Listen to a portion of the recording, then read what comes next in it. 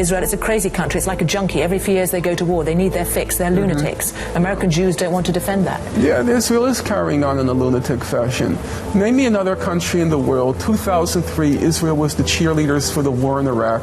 2006, it went into war in Lebanon. 2008, 2009, it attacked Gaza. Now it talks about attacking Iran. If you read the Israeli papers every day, they talk about, should we attack Gaza? Should we attack Lebanon? Should we attack Syria? Name me another country in the world that falls into that category. Well, that's a lunatic state. How many countries has Iran planned to attack?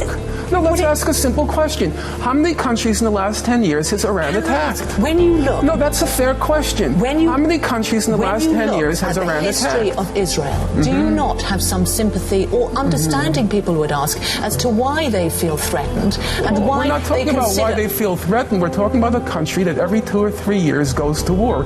And if you follow the press as I do, every day they talk about, let's attack this country, let's attack that country. That's not normal. Isaiah chapter 58 and verse 1. Cry aloud, spare not, lift up thy voice like a trumpet, and show my people their transgressions, and the house of Jacob their sins. 3 years.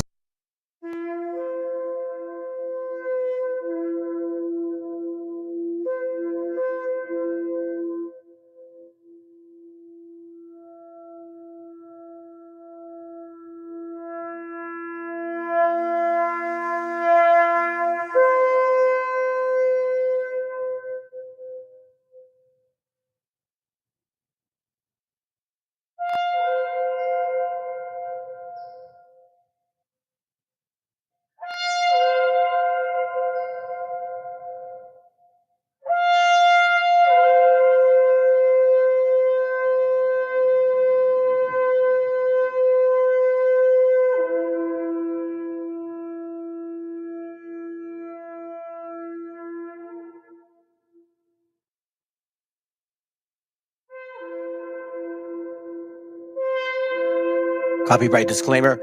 This content does not belong to Bible Chronicles or claim this intellectual property. The content provided today has and always will belong to the content owner. Bible Chronicles does not have any affiliation with the owner of this property. As mentioned, Bible Chronicles did not intend to make use of any material for the purpose of harvesting gain. However, Title 17 of United States copyright law states material and use can only be done when it's for theological or general educational purposes, and thus Bible Chronicles believes that this principal material falls under fair use, which honors protection under Section 107 of the same U.S. copyright law. Elvis's 1963 Rolls Royce. Experts say Elvis sold the car in the early 70s. It was only recently rediscovered. Been out of the limelight for a very long time. Recently reappeared.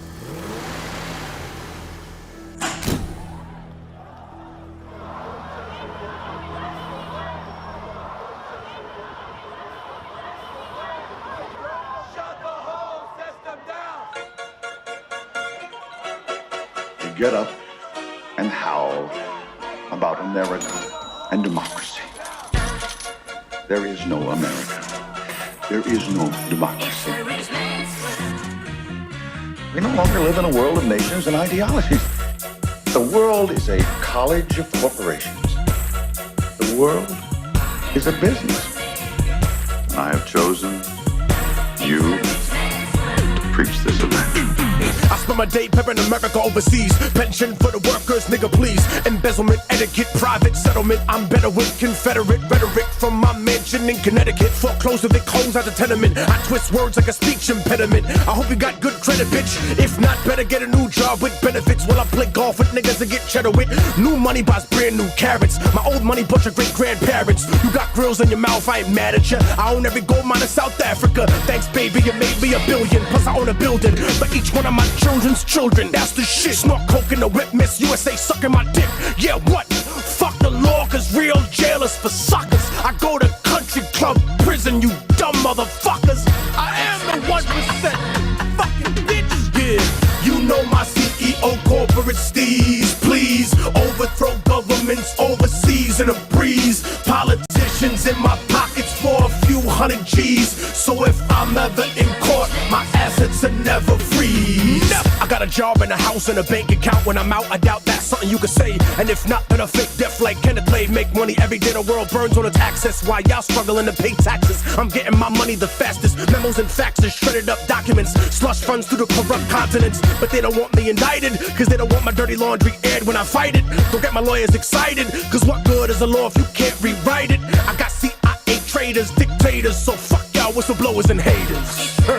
Shit, I'll invest money from Al-Qaeda in the bank. 9/11 widows go too late to capitalism's who I pray to. Fuck the state of the world. Money talks, so what the fuck I need to say to your girl? I don't pay him to fuck, I pay him to leave. You know my CEO corporate steez, greed. I treat countries like the IMF, down on your knees. Real gangsters run the world, fuck what you believe. I cut down the forest while y'all niggas burning some trees. I get your family murdered for a couple of G's, cause your working class money ain't fucking with me. You think rappers are rich cause of songs you heard? My labels make some money and have it rap the fucking word. Yacht in the ocean coasting with the sails out. Hey America, thanks for the bailouts. I made off like the Banco Ambrosiano. Got away scot-free like El Vaticano. Activist get mad at me cause I'm a tax-free charity. 80% to the staff and company and 20% to the homeless and hungry. The country gotta pay the Fed Reserve. Kick back to the banksters, haven't you learned? You protest cops and patrols on the street, but I bought City Hall so I own the police. Email, Facebook, and the shit you tweet. Or the phone company so I heard you speaking. My suggestion is no correction, no election, sex with no affection, no invention to benefit the world. A man will exist till I got the money in my hand. World Bank, interest rate, damn rate on the spot. But I'm a gangster, you gon' take my money like it or not, nigga. I got your country in my pocket, motherfucker. You know my CEO Masonic steez, cheese. Only little people pay all these taxes and fees. Since you were born, we controlled what you watch and you read. And pretty soon we're gonna own the fucking air that you breathe. I take what I want, fucker, I don't have to say please. I convince you that it's good for you. Take it and leave. You think presidents are the face of a nation? I put them all where they are. End of the conversation.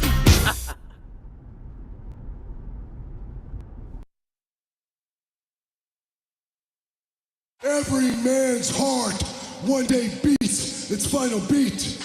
His lungs breathe their final breath.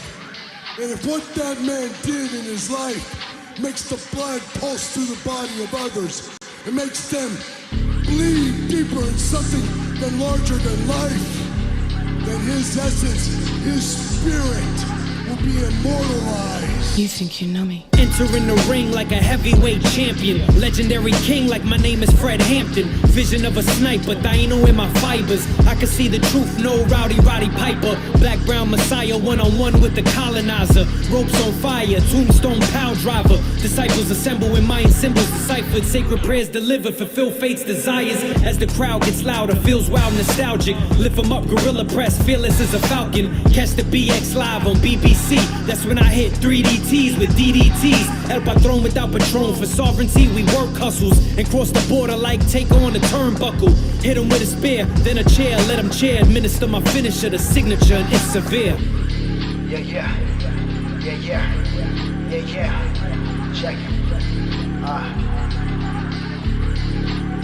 You think you know me? Abysmal with a pistol, execute corporates in front of poverty. I mean, lyrically, I'm twisted, sea demon, heretic, embellishing the savagery repeatedly. Stabbing chest cavity, I run with the spirits, they burn at the stake. Christian until death, like Hod's way, we build raw, ambush, mercenary convoys. Fallujah, 04, what I'm on, boy.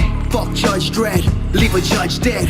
Break down gates of heaven, leave them all red. Yes, the rhythm, the rebel. B-boy, changing levels, shooting for a double. Like a barrel, leave them riddled, let the rodents fiddle.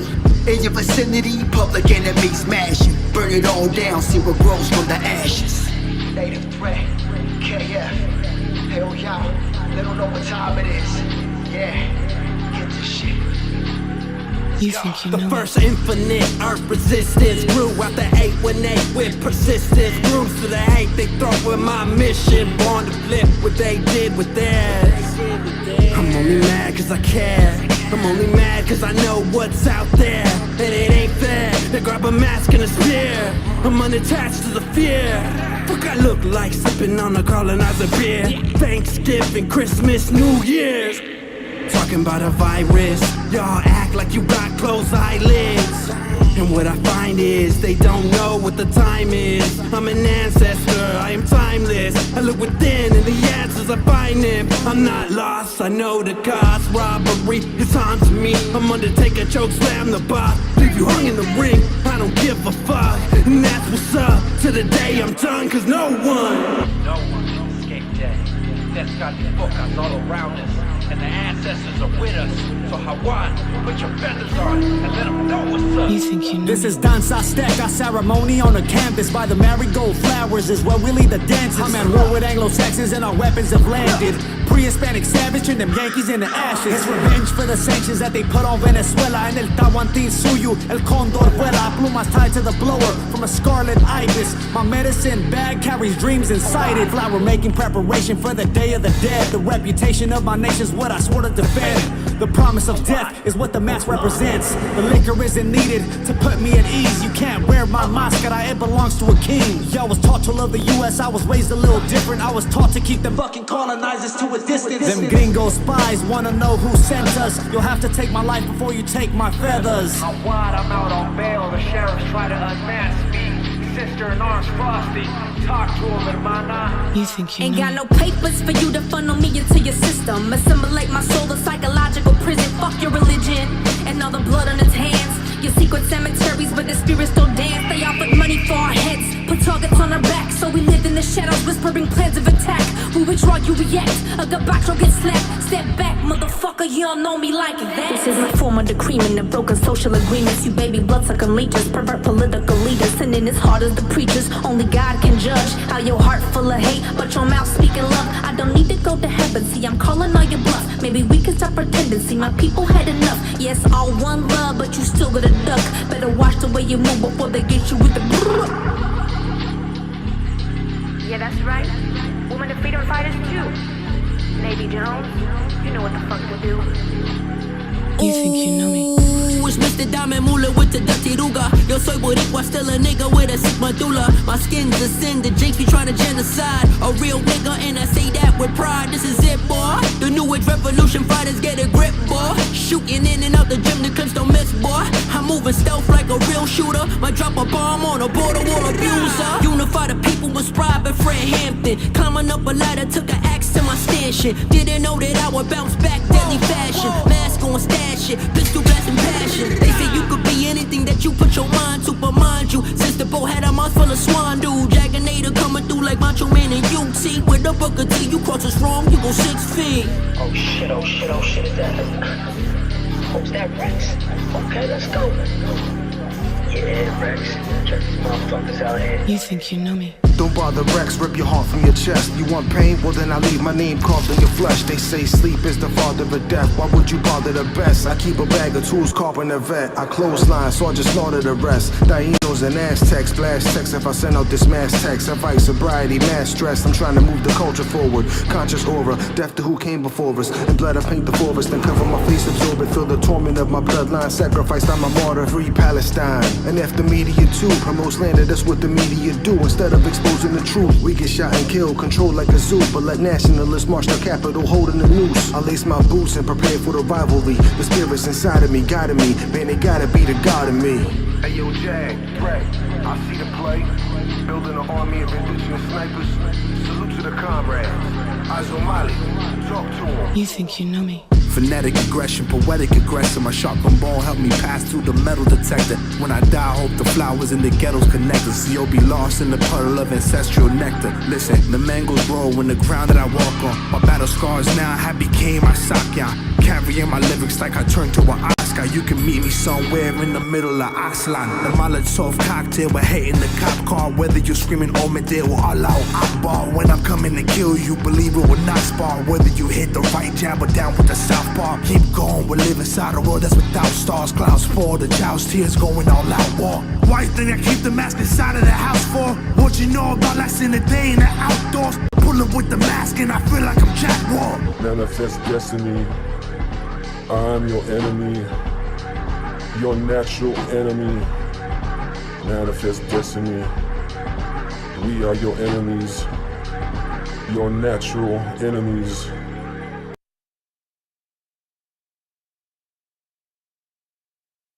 Viene a decirnos con mucha firmeza y gran convencimiento lo mismo que nos decía en el siglo XVIII el barón de Holbach, ¿no? Un filósofo francés de origen alemán.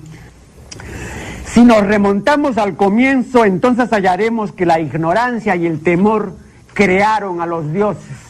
La fantasía, el entusiasmo o el engaño los adornaron o desfiguraron.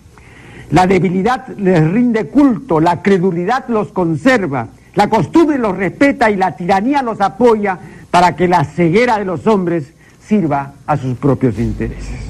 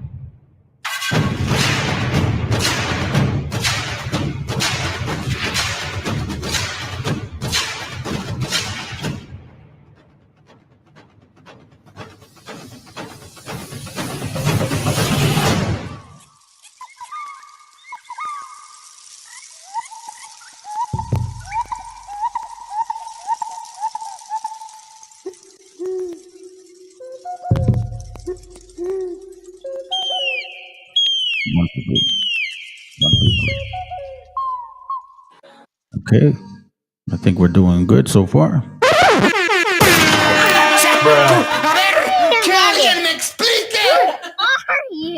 Good evening, good morning, and good afternoon for those that. Oh, sorry, my bad.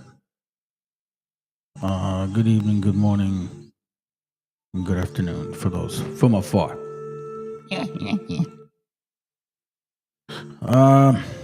Let me say here real quick. What up, enemigos? Buenos días. Good to have you here, bro. Joe, estudiante for wisdom. What a cuya. Damn. You mean by you and shit? Was that what occurred, or? Yeah, like, A ver, que alguien me explique. hey, I got a good topic today. We're going to use several examples on who these people are. There's a lot of chaos going on right now, man.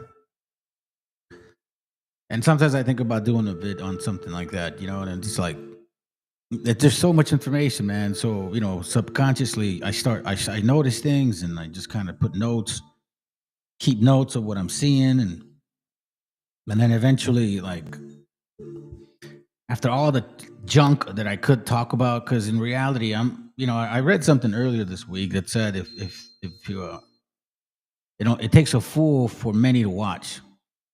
If you guys know what that means. There's a lot of channels out there, bro, that, you know, they just get on and they don't teach shit. They don't share they don't show. I mean, there's nothing, absolutely nothing that you can learn from. But they seem to have a lot of people watching them. So, you know, I appreciate that I do these things different, man. I'm glad I see by my bro, I tried to send you.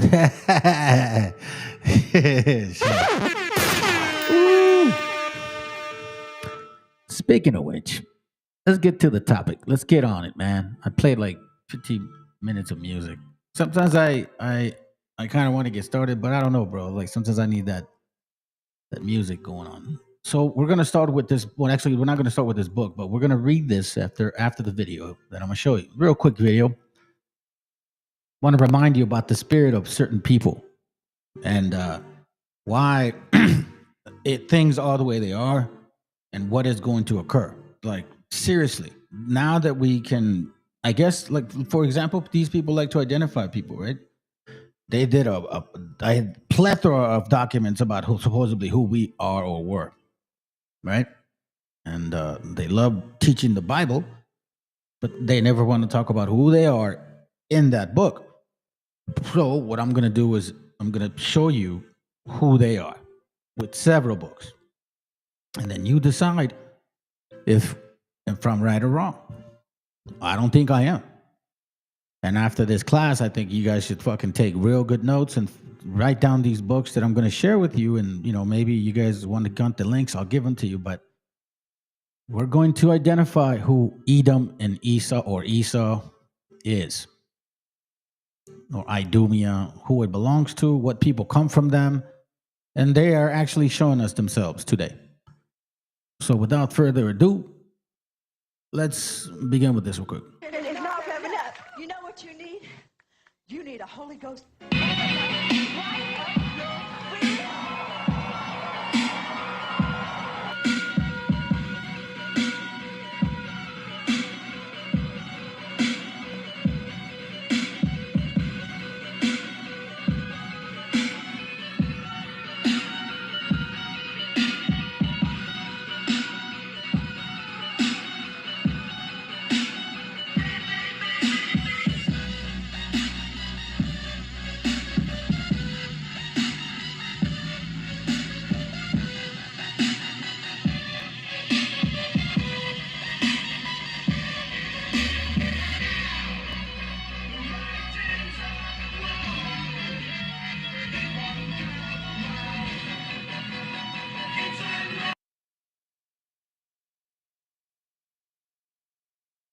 I think that's important to look at, family, because it reminds us the type of spirit that we're going to read about.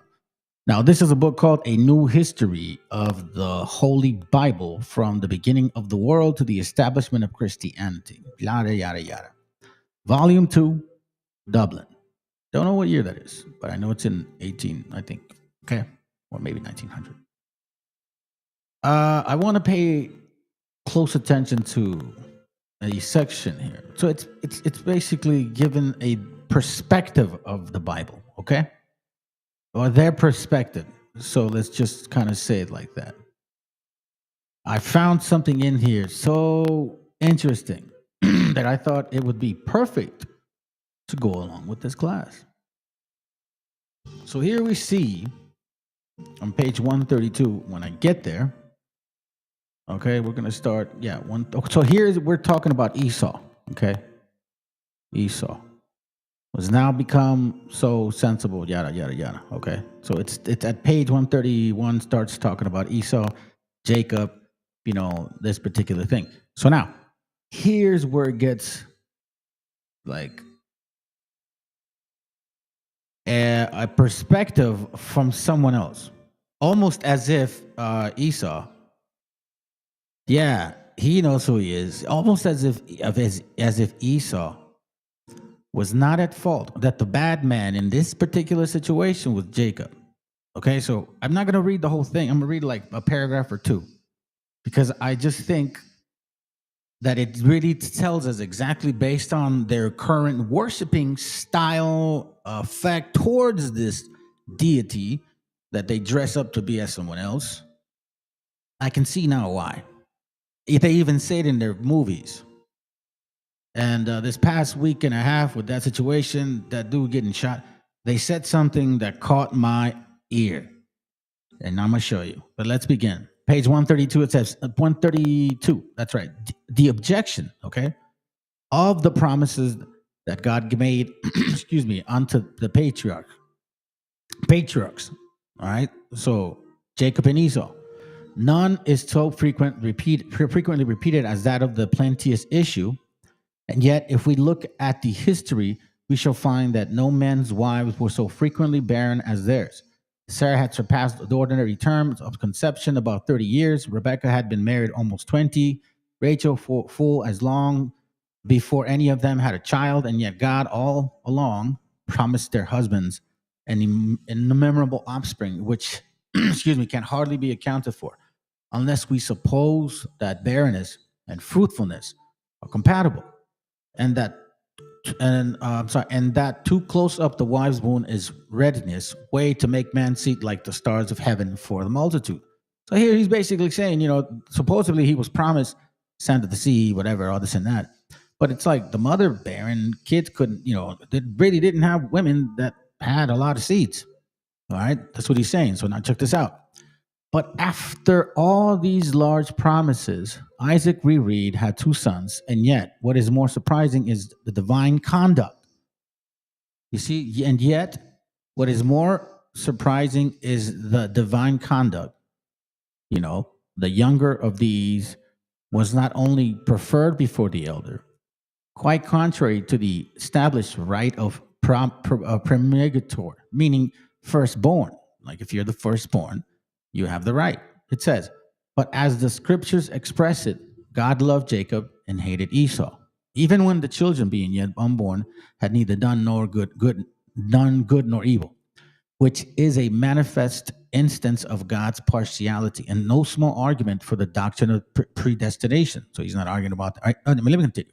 And yet, if we could inquire into the character of this child of promise, so in a sense, if you could interpret how it's expressed as today, because remember, this is an older book, like quote unquote child of promise, almost like in a fucking sarcastic way.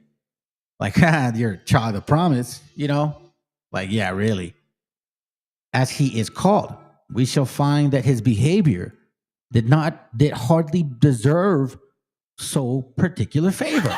Now, again, this is where it gets real interesting to me because of who wrote this shit, right? It's not like, wait a minute, hold on. The child of promise, supposedly he should have a great behavior, but we see it as hardly that of great behavior. We shall find that his behavior did hardly deserve so particular favor, a favor. For what apology can we make for his taking the advantage of his brother's hunger and thence overreaching him in the matter of his birthright? It's talking about the pottage, the pottage that Esau wanted. And Jacob said, because, he was out there hunting and shit and doing all that. And the story is, and if you read the book, I don't want to go. As a matter of fact, if someone can get that for me, I'll read it quickly. I just don't have that specific verse in my notes. I totally skipped to write it down. But if you guys can get it for me, I'll read it. Right? But let me continue. And hence overreaching him in the matter of his birthright. So, it's situations where, the pottage is there. The guy's so tired. He's like, nah, man, I'm freaking hungry, bro. Give me your soup. Give me your soup. Jacob's like, if you sell me your birthright, you know what I mean? And the dude is like, sure, I'm hungry. I don't give a shit about that thing. So when you read it in its context, Esau didn't give a shit. Like, he didn't care for his birthright, because if he knew how much that value was, would he have given it up for one meal, family? One meal? So anyway, let's continue. So here he's basically saying the trickery. Mr. So-called child of promise, his behavior didn't show it. There is something so inhumane, check this out, in denying an hungry person a little visual.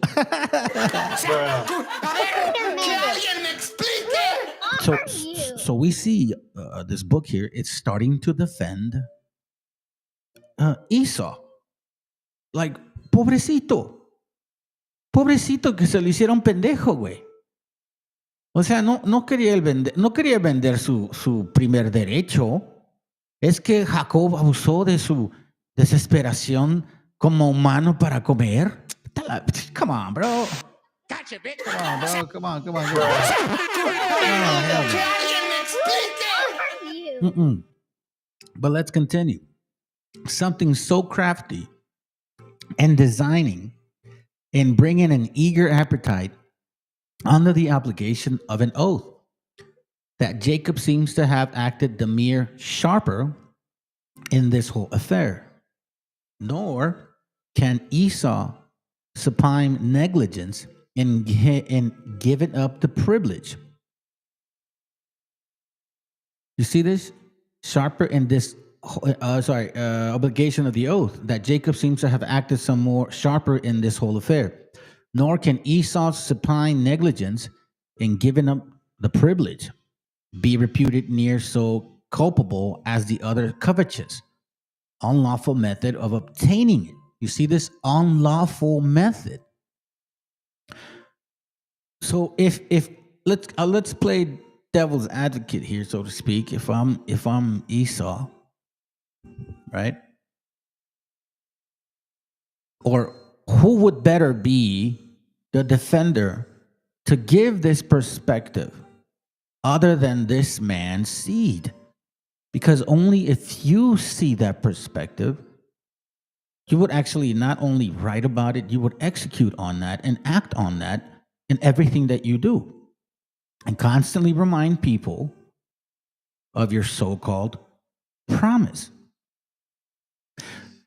And if we cannot excuse him in this, what shall we say for his fraudulent practice in intercepting his father's blessing? So now he's going into the whole trickery, supposedly, because the mom told Jacob, hey, dress like this. You know, your father's going to try to give him the promise, but Esau's a demon, so I don't want that. Check this out. In averring himself to be the person he was not, in telling a multitude of positive lies, in listening to the instigation of a crafty woman, his mother, in imposing upon the blindness and infirmity of his aged father. So he's like saying he lied to him. He listened to lies like every woman lies.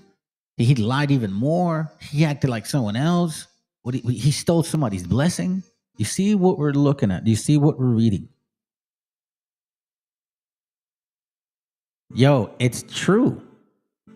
It was never stolen. Isaiah. Who are you? Right. It was never stolen. First of all, it's kind of like, this situation here is like Cain and Abel. Not exactly the same type of act, but it's almost with the same intentions, or matter, or interest, or even fucking caring for it. So Cain and Abel, right? The offering, Abel offered because he fucking cared to do it the way it was supposed to do. It mattered to him. The little things mattered to him. So he went upon and listened and applied that. Cain said, it don't matter to me. Look, the moment he said, I'm just going to do it my way, then you don't care about the fucking birthright or what is given to you. Here, the same matter is. Even if Jacob would have said, hey, man, show me your birthright. Hell no, I ain't that fucking hungry, bro. I know exactly what that means. Man, curse be to you, bro, if you feed your brother and he's starving. But he didn't do that. He said, I don't care about that birthright. The hell with it. Now, in regards to this particular position regarding the crafty woman, we know how Esau feels about women. We see it. We see it. They don't even want them to vote. Let's put it that way. Even their own kind. His mother. So if the creator has control of everything, especially at that time, why would he then allow her to do that? Christmas Christians, CKs, like your boy. Christmas Christian CKs, like your boy. Explain that to me. Why would God allow it to happen? Anyways, let's continue.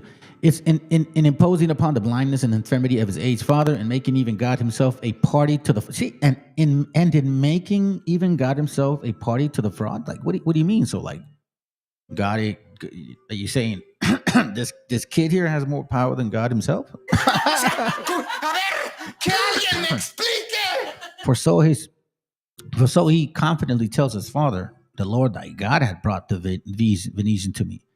And if we cannot acquit the son who acted only in subordination, what shall we say for the mother herself, who was the prime author of the or controver of the whole plot? Obviously, hey, Esau never gave a fuck in the first place. He willing to give it up. Yep, for a morsel of pottage, like for a morsel of meat, meaning a bowl of pottage. Like it didn't matter to him at all. It was all what? Just because he was hungry? Well, you think you couldn't?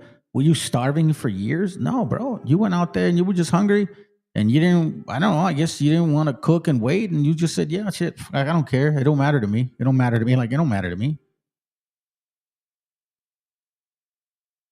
So now that don't matter became covetousness, which is what they have. Now that don't matter becomes covetous, which you see that in a lot of children. A lot of children that act like I don't matter to me, then they become covetous of what they gave up so easily because they didn't realize that it did matter or didn't put a thought to it. And all of a sudden they go and blame everybody else for their own demise. Let's continue with this real quick. Here it says, constant conservation in the whole similitude, features, and temperate manner may be also allowed to engage a mother's affection more towards one child than another. But certainly that parent is justly to be censored. Who trains up her child in the least wickedness for the acquisition even of the greatest good? And that child is liable to the divine malediction. Who deceiveth his neighbor, much more his father, and maketh the blind go out of his way.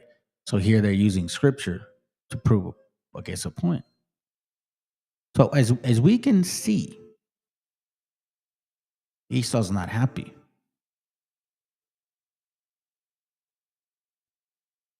If you read and continue this whole page, right? This whole couple pages. I said I was going to read just a paragraph or two.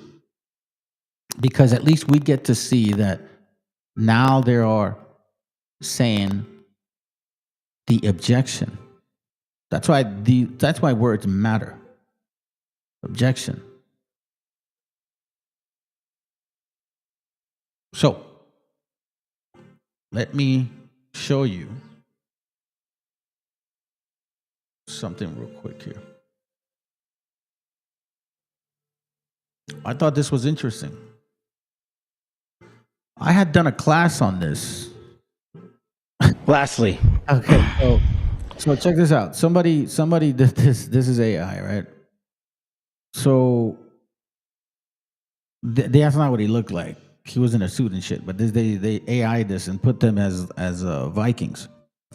The reason I'm showing you this is because of what he says. Okay, we're talking about Edom, Esau. All right, listen to this. Lastly, to my friend Charlie Kirk. Rest now, brother. We have the watch, and I'll see you in Valhalla.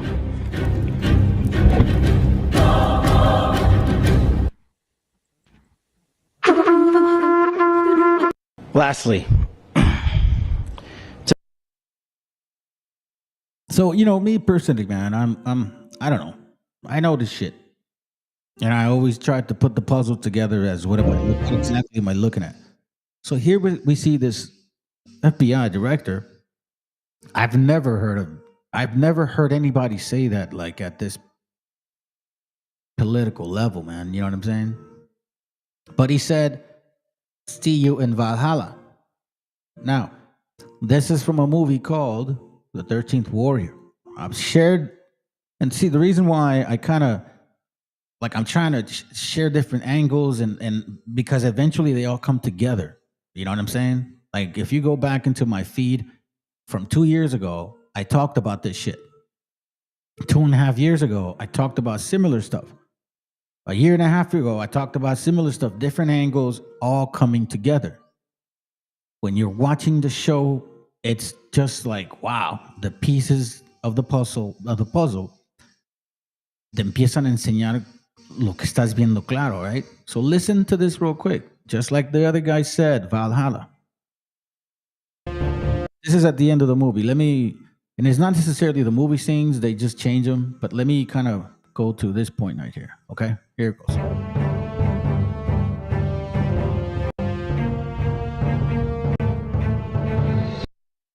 About to have a war at the end in the movie The 13th Warrior. They're about to have a war with those that they call the verm or the worm, right? The verm of fire. But they're people that live in the mountain. It's a good movie. It's at the end. He's getting ready to war with them because he's about to die. He had a war with with their queen, and she like injected him with poison and shit. He knows that he's about to die. They told him, sit back, we'll fight. But he's like, nah, man, I'm going to fight because of this. Lo, there do I see my father. Lo, there do I see my mother and my sisters and my brothers.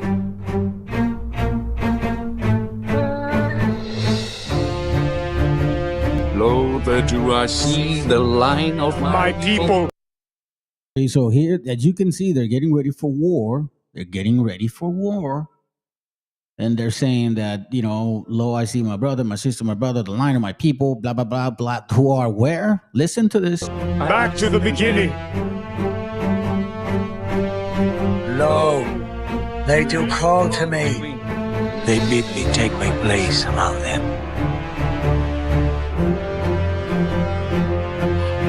In the halls of Valhalla. In the halls of Valhalla. In the halls of Valhalla. Halls of Valhalla. Valhalla. Okay, same thing that he said here. Wait, hold on. And I'll see you in Valhalla. And I'll see you in Valhalla. So, again, you know, I read a lot. I look at things a lot. You know, I take notes a lot. Mental notes too, but sometimes, most of the time, I put my notes in, you know, particular app.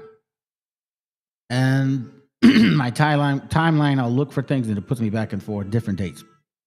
But now we're here again. Valhalla. Valhalla. And you can't just ignore that. You see, there is this movie, and again, you know, I like movies. I watch them because I know they're entertainment. This one is called Valhalla Rising. And I want you to pay attention. It's not the movie, it's like a trailer type to what he looks like, all right?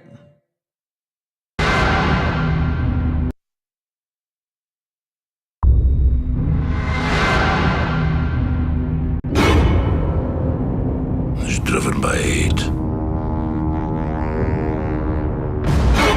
So he survives. Why never loses?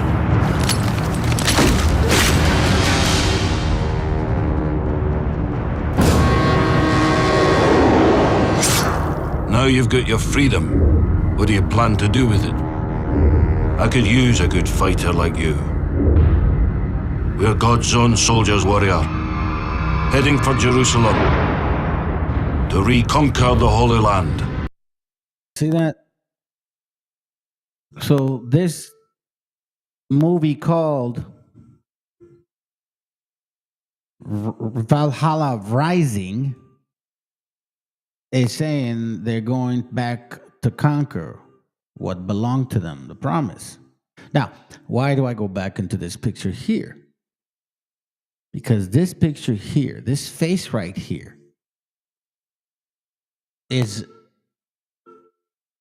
I mean, let me just when you start seeing the pieces connect, it's like, holy shit, man, it's fucking crazy. So here we see behindthename.com, and I looked up the word Odin. So Odin, anglicized form of Old North, Odin or Odin with the NN, which was derived from Or, meaning friend's-eyes, furious, inspired.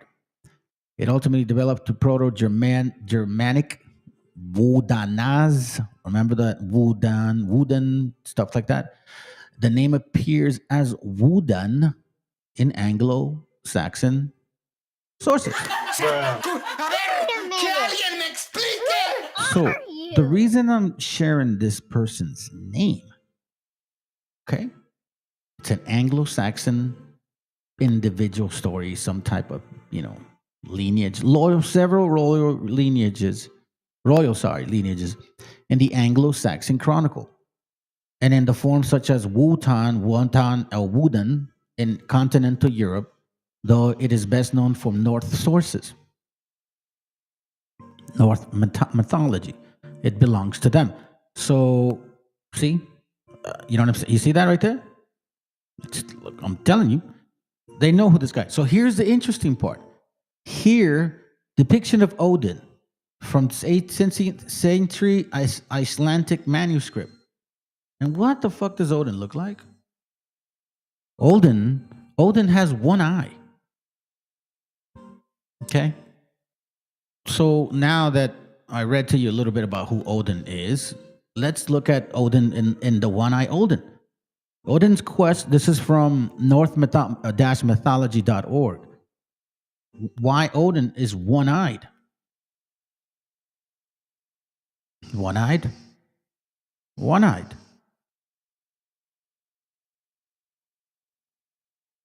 One-eyed. One-eyed. Valhalla and Odin have a relationship, and I'm going to show you that relationship. Because we now see that Odin is quest for wisdom is never ending, and he is willing to pay any price, it seems, for the understanding of life's mysteries. Raising Valhalla, Odin. In this mythology, I believe, from what I'm watching and read, this is, in a sense, Odin in a storyline. Valhalla is the throne, so to speak, the heavens. They say supposedly where their warriors go, but it's, I think, more of like power. This is, a sense, Odin.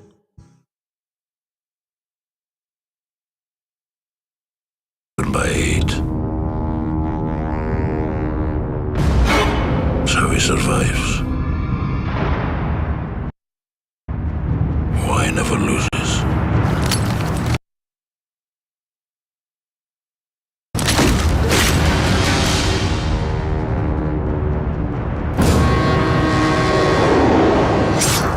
Now you've got your freedom. What do you plan to do with it? I could use a good fighter like you. We're God's own soldiers, warrior, heading for Jerusalem to reconquer the Holy Land.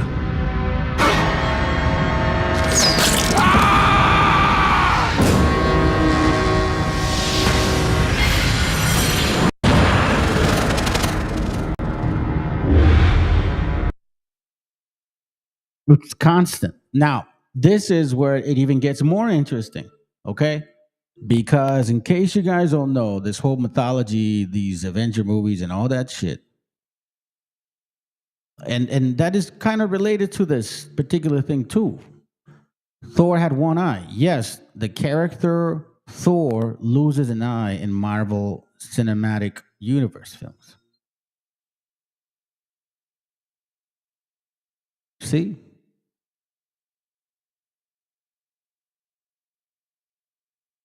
And in this movie, Thor and Valhalla, is that correct, I think? See, Thor, the North god of thunder, is associated with Valhalla. Who are you?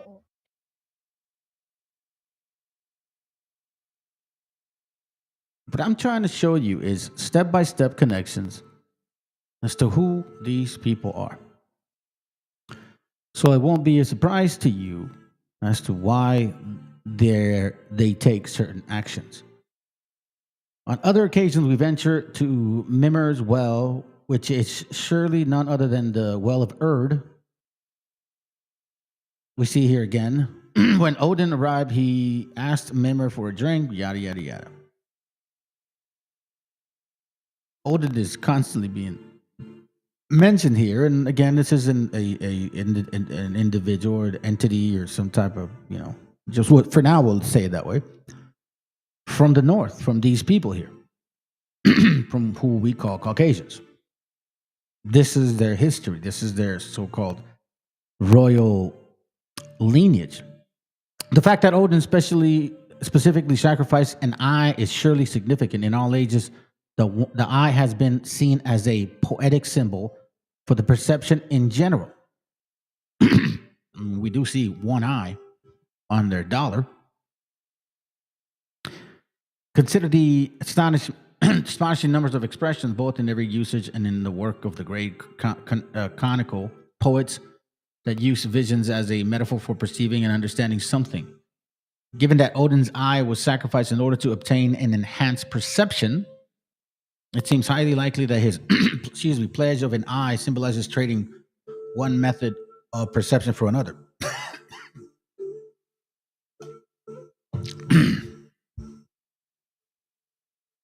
So now, before, excuse me, God, man, I keep doing that. I'm sorry, family. Before we lose track of all of this, let's now look at Valhalla.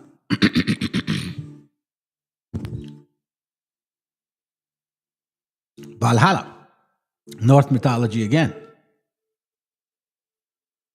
See you in Valhalla. Valhalla or North is the hall where the god Odin houses the dead whom he deems worthy of dwelling with him.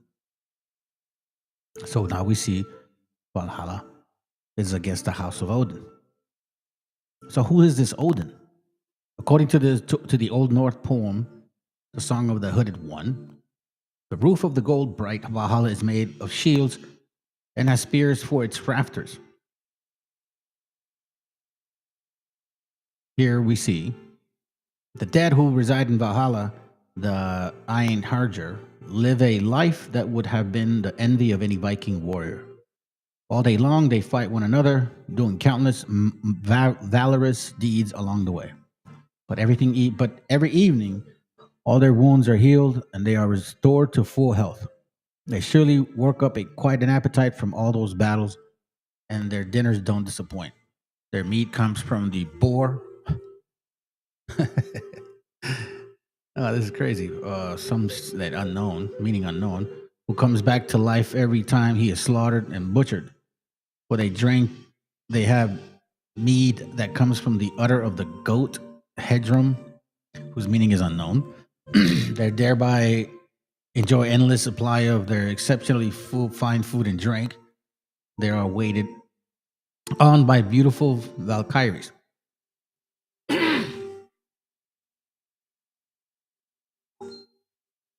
Interesting, right? It should be. Now check this out.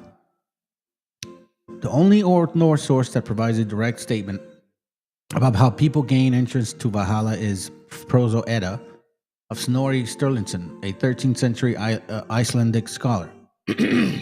Snorri wrote many generations after Norse paganism had given way to Christianity and ceased to be a living tradition. You see this?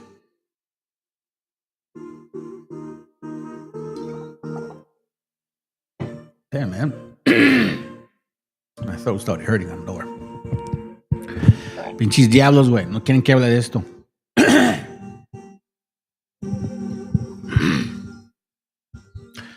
According to Snorri, those who die in a battle are taken to Valhalla, while those who die of sickness or old age find themselves in hell, the underworld. So hold on. Fuck. Now, here's where it gets even more interesting. You see, Valhalla or North has something to do with that word Asgard, which is also in Marvel. Ain't that a thing? Now, let me skip down. You know, and Valhalla, this and that. Well, they're basically where here. Furthermore, the very name Valhalla, the Hall of the Fallen, clearly seems related to the name Valhalla, the Rock of the Fallen, a title given to certain rocks and hills where the dead were thought to dwell in the southern Sweden, one of the greatest historical centers of the worship of Odin. Oh shit! So here we see, and they give us references, that Odin was worshipped. So he's more than just a person, he's a deity.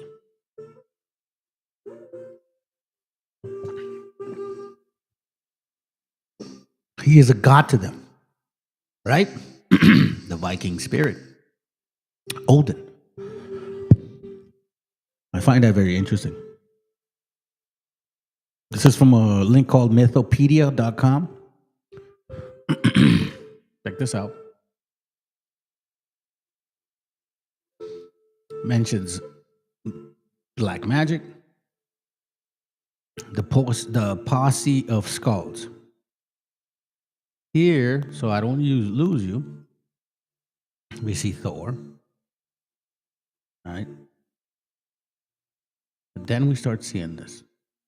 Odin. Now, here's another interesting part. And Loki. That's in Marvel. So that's in the Marvel movies. So these Marvel movies are telling you things about certain people. Look, in this page here, it shows up 88 times, the name Odin.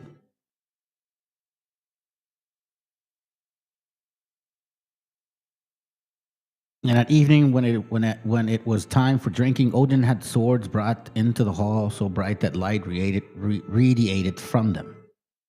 Let's go to the next Odin. He began the story at a point where the three of the Aesir's, Odin and Loki and Or, departed from the home. Next section. It is so sad that Odin did this by way of atonement. Odin departed from the home. Look, listen, I'm not going to read everything about what Odin is being, how Odin is being mentioned. But what I'm trying to show you is that this character, Odin, is not just a fucking fairy tale. Okay? This is somebody they worshipped.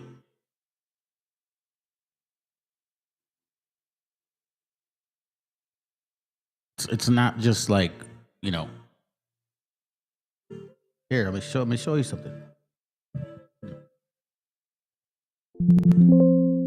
See this one.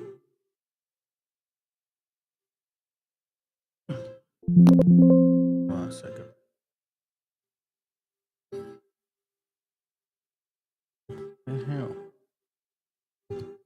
Let's see something. They got Valhalla.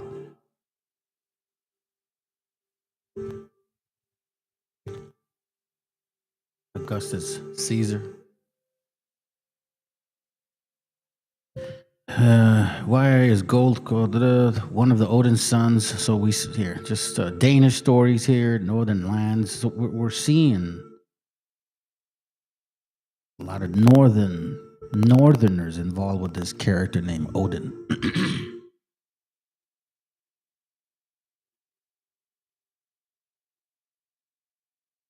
Let me show you something real quick. Brother had pointed this book out to me. It's called The Saturn Myth, an interpretation of rites and symbols illuminating some of the dark corners of premortal society. So here's talking about how they worship Saturn. Basically, when you see people talk about, or hear people talk about worshiping the sun, they're really worshiping Saturn. No, what I find interesting in this fucking thing is how Odin is in here. Check this out. So it's mentioning about how certain people worship certain things, right?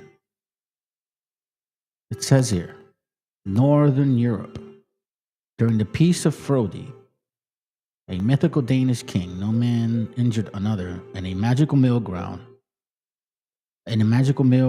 out peace and plenty for the entire land. Frodi is a North god Frey. Now, here's the interesting part: when you see those movie, what's his name, Frodi, right?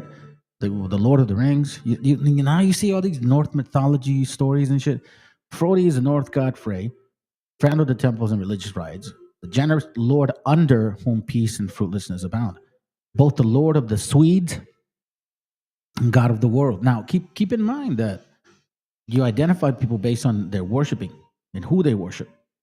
So these Swedish, Germans, British, all those Caucasians, those blonde, blue-eyed, proud people, like Germanic type, you know what I'm saying? The ones that, you know what I mean? We have them here.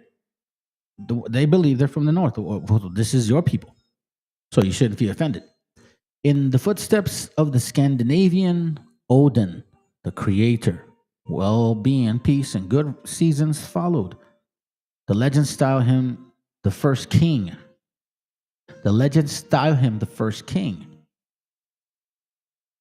Odin, the inventor of arts and the source of human wisdom.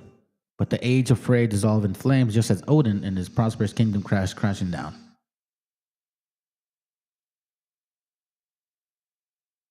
Let's see if we can find another Odin. Revoting.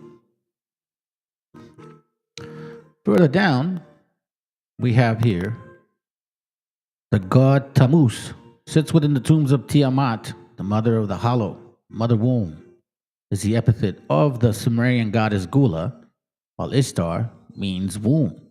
Hindu sources describe the Great Mother as the Yoni or womb, the Great Father as he developed in his mother's womb.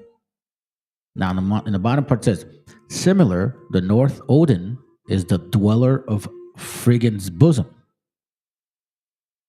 Sounds like the dweller of Frigg's bosom.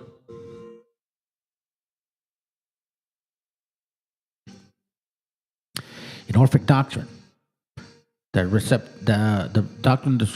receptacle housing the Great Father is In Orphic doctrine, the receptacle housing the Great Father is the goddess Vesta. The Gnostic remembered the old god as the Ancient of Days who dealt in the babes within the womb. Shelter maid, heaven maid, or so-called Queen of Heaven. Now, here's where it gets real interesting. What the hell this is right there. If you look at this information,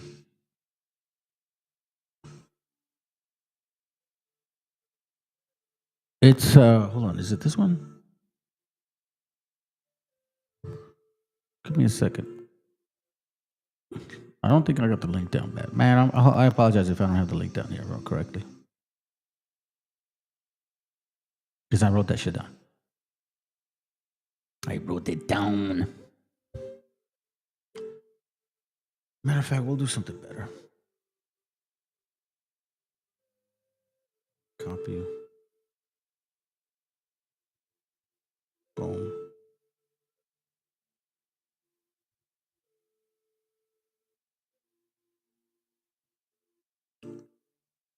Oh, that's right. Okay, so check this out, fam.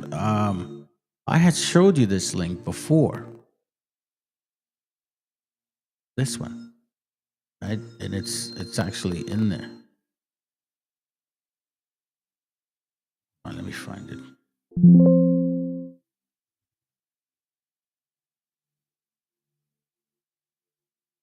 Let me see if I could. There it goes. So we see Odin, Valhalla, then dwellers at Frigg's bosom. Look, I'm not saying I'm a scholar in this particular field that I'm getting into, but what I am showing you is the connection between these people, names, and and who these mythologies belong to. Odin's all-piercing eye is also a giant wheel.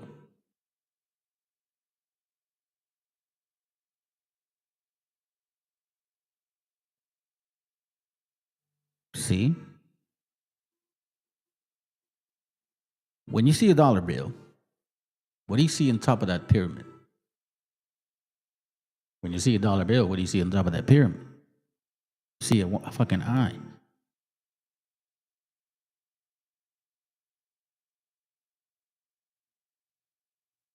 Now, check this out. You also see Odin in the two Babylons. On page 57. Mentioning Iceland, throughout Scandinavia.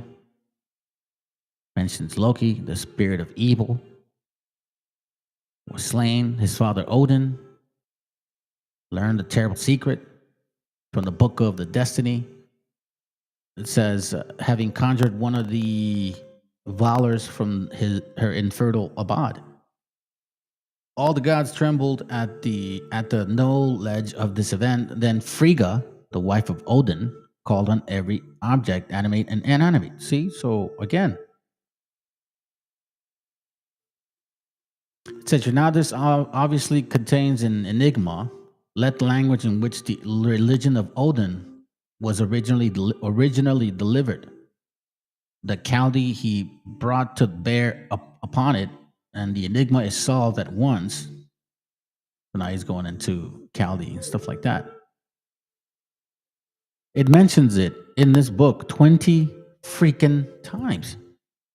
In the two Babylons, our own pagan ancestors, the worshippers of Odin, are known to have practiced baptismal rites, which, taken in connection with their avowed object, in practicing them, show that originally, at least, here, let me make it like that. Originally, at least, they must have believed that the natural guilt and corruption of their own newborn children could be washed away by sprinkling them with water. So it says here that our own pagan ancestors. Who's saying this? Baptismal regeneration. You see, I like getting into these classes and bringing out material because even I myself then say, wait a minute, hold on, because I should have read more about this, because now I'm very interested in knowing our own pagan ancestors worship the worshippers of Odin. Who's this our? So we're talking about, what page is this? What page is this? Here, I'll come back to it. Two Babylons on the papal worship, provided to be the worship of Nimrod and his wife, Reverend Alexander Hislop. Their own ancestors. He's talking about himself. Is that what we're dealing with now? It's pretty amazing.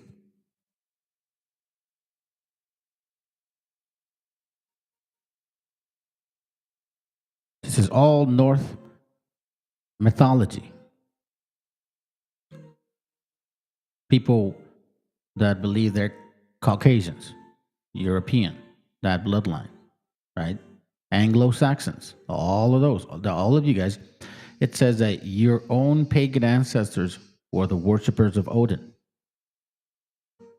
That's why you guys believe a lot in the whole baptismal riot shit, like dipping people in water, sprinkling them with water, or plunging them as soon as they're born, like in lakes and rivers, it says. Let's see what it says here on the bottom. Look, this is even more interesting here. the Wudang, the founder. This is it. Like this is. I remember seeing this. From the researchers of Humboldt, we find that the Mexicans celebrated Wudang as the founders of their race, just as our ancestors did. You see this? The Wudang, or Odin of Scandinavia, can be proved to be the Adon of Babylon, the woman of Mexico, from the following quotation, will be seen in the very same. That's what they say. We've heard that in Wotan as well.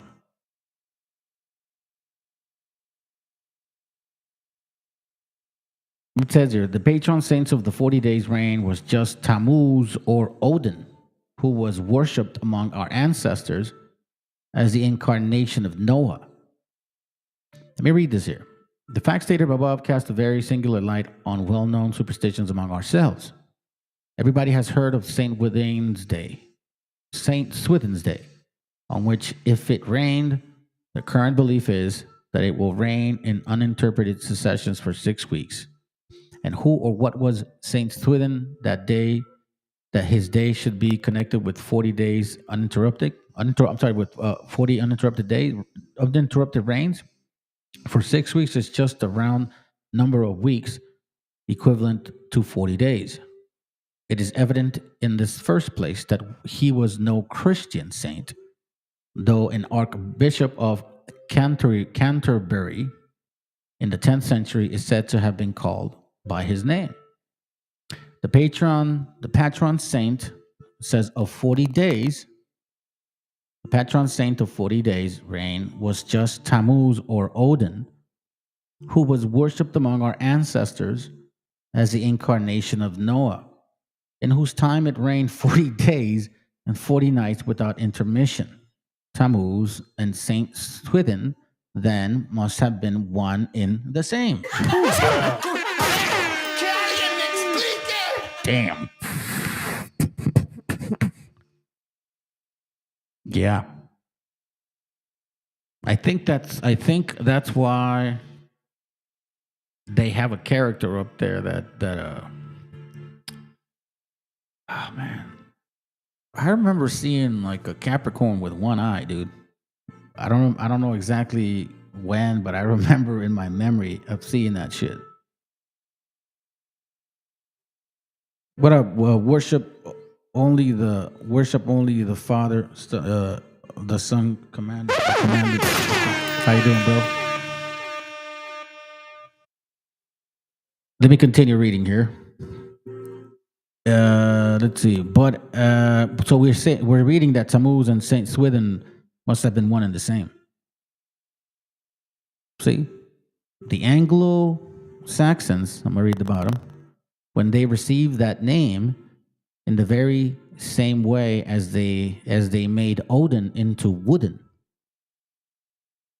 So the Anglo-Saxons who used to worship Odin, because that's their royal lineage, then changed that name into Wooden instead of Odin.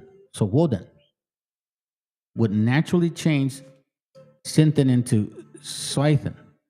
And thus, in Saint Swithin's Day and the superstition therewith connected, we have at once a striking proof of the wide extent of devil worship in the heathen world and of the thorough acquaintance of our pagan ancestors with the great scriptural fact of the 40 days incessant rain at the Dulwich Dam.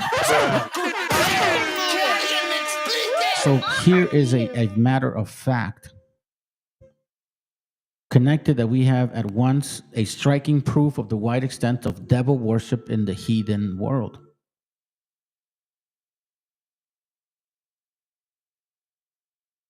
So you take this name and look, the identity of the Scandinavian Odin and Adon of Babylon. Nimrod Adon or Adonis of Babylon was a great war god. Odin, as is well known. Nimrod, in the character of Bacchus, was regarded as the god of wine. Odin is represented as taking no food but wine. So we see that this character is not only in the two Babylons, not only in the Saturn the myth, but also in this book, Teutonic mythology. You see his name here again on page. This is from a different book. Hold on a second. Let me get the page first. Oh, we're at the beginning. It's all good. So this book is called Remember, write this stuff down. Teutonic Mythology by Jacob Grimm. Volume 1, 1882. Let me just get to it real quick.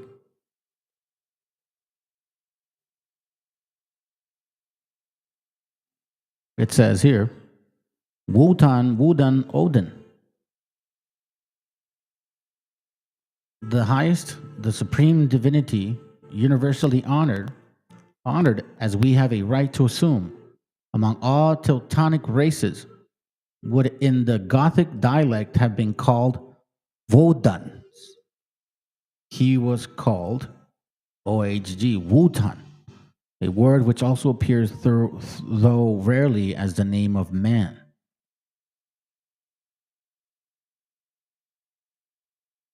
So it says here, Wutan, the long board spelt in Wudan or Gudan, the old Saxons Wudan, but in Westphalia again with the G, so Gudan. The Anglo-Saxons Wudan, the Frisian Weda, from the prosperity of their dialect to drop a final N to modify O, even when not followed by a I, the North form Odin, double N, in Saxo-Otinus, the Faroe Isles of Orvin.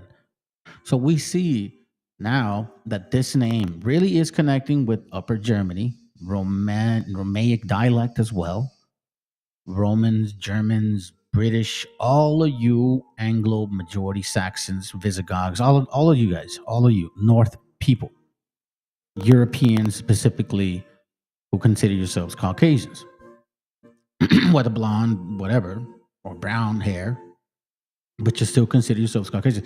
This is your history here. This is what I'm trying to, I understand. Swedish folk tales picture Odin.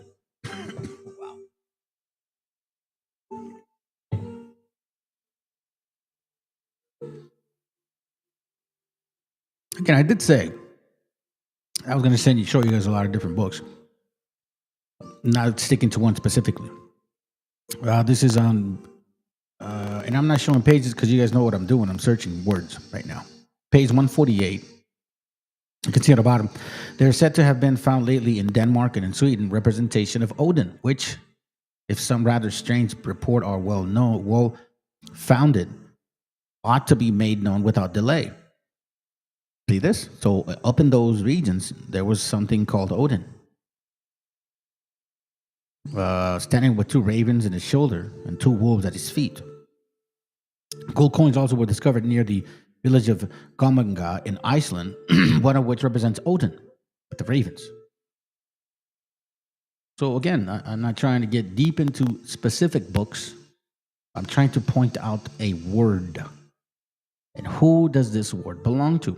We can see old British mythology, Roman, North mythology. We now can really say, for the most part, that, Odin does apply to them. Odin's their man. Right? And I'm bringing out a lot of different things. Now, here's where it even gets more interesting. So this is from, well, let me make sure, page 92. You'll be surprised where this is from.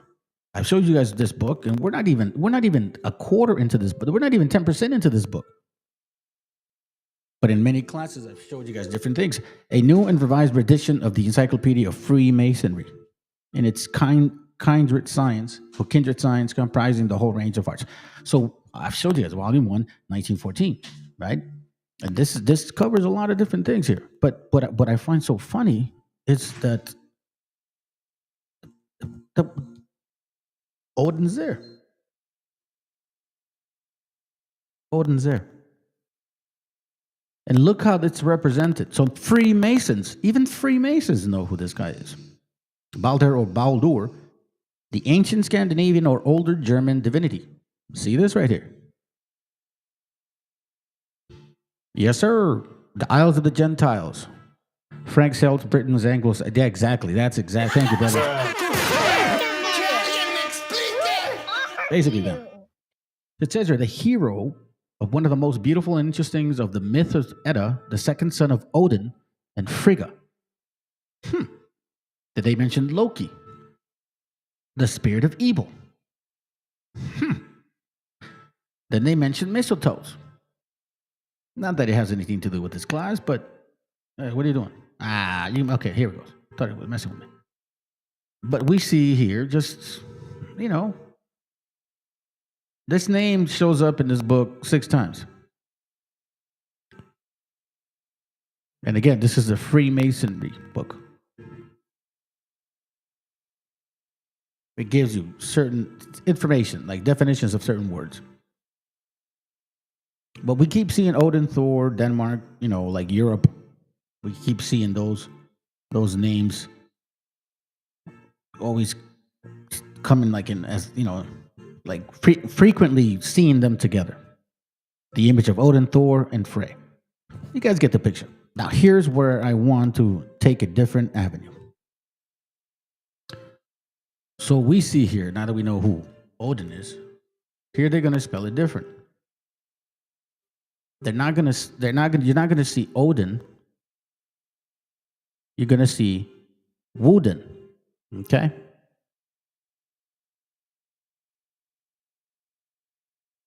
But I didn't want to start there, to be honest with you. Because I don't want to. Here, matter of fact, let me go back to this right here.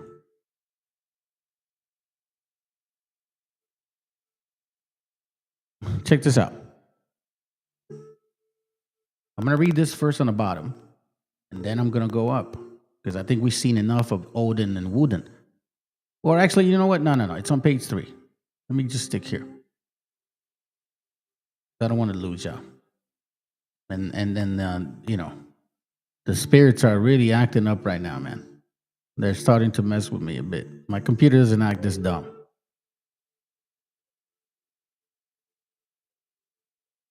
Very, very crazy.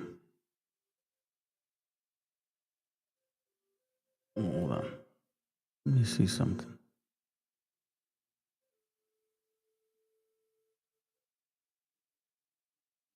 Okay, here we go. See here, we saw Odin being spelled different now. See, I cannot find, that's like a B instead of a D, okay? The actual presence of Odin from time to time on a battlefield is in the storm, in the domestic privacy of the household was firmly believed in Scandinavia, and it is reasonably to be assumed that Woden would have been found as active among our German progenitors, had not the early introduction of Christianity into Teutonic Europe deprived us of the mythological records which the North supplies. You see this right here. So who's this Woden guy? We know now. But now the question is, how does Woden connect with Odin?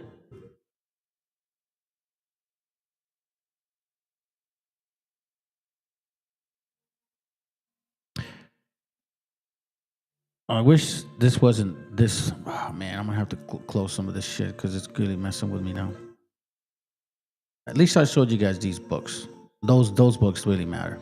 Okay? I'm going to close this one because I don't need this one no more. Now, hopefully it moves faster. And I guess it does now. Okay. So now,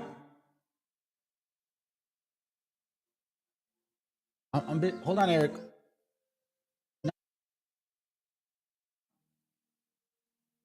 Let me get to this. Is sucks. I really wish I had the. Honestly, I had already these highlighted, but I put the book in my laptop. I must have not saved my laptop's highlights, and then I didn't download it. I thought I did. The reason I'm trying to trying to show you guys. Hold on, because you're not going to see the word.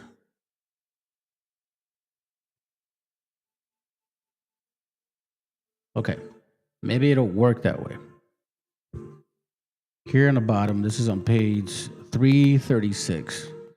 As you can see all over the book, it's Woden and all that stuff, right? On the bottom it says, it is a particularity of the Old North to omit the initial W. Thus, Omer or Wirmer, a dragon or serpent, Ulfr for Wolfr, a wolf. Hence, Odin is literally Woden. Okay? The entity of Wotan is clearly shown in Grimm's Deuteronomy mythology, whatever that is. So here we see now that there's a connection between Odin and Woden. So basically, Odin is Woden, right? Odin was one-eyed only. So we see now Odin again. We started with Odin.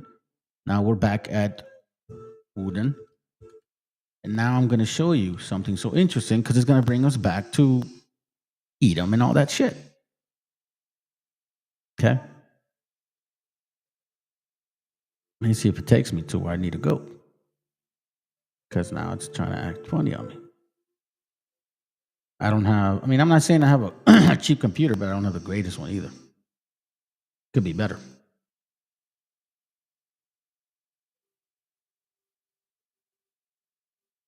See, like it literally is putting me somewhere else now. This fucking sucks. Wish I had my... Okay, so here we go. Let me stop, man. Come on. You see that? You see what I mean? Wow. My bad, family. Oh, shit. This is crazy. This is crazy. Hold on. Matter of fact, let me do this. Let me see if I can find this name. If I can find this name, then it'll get us to the point. So, as you can see, this guy or this entity or this individual, whatever it is, whatever deity, right, comes in different names. There's also this thing called Gat. So, Woden is also known as Gat. In this relation, we find Woden, Balder, Gat, Wig, and Freya. So, all similar in some way. Oh, look, I found it, finally. Okay, so in page 335. Woden in Old North, Odin. In the Old German, Wotan. The royal family of every Anglo-Saxon kingdom. The royal family of every Anglo-Saxon kingdom. You see this? Without exception, traces its descent from Woden through one or other of those heroes or demigods who are familiar with to us in the German and Scandinavian tradition.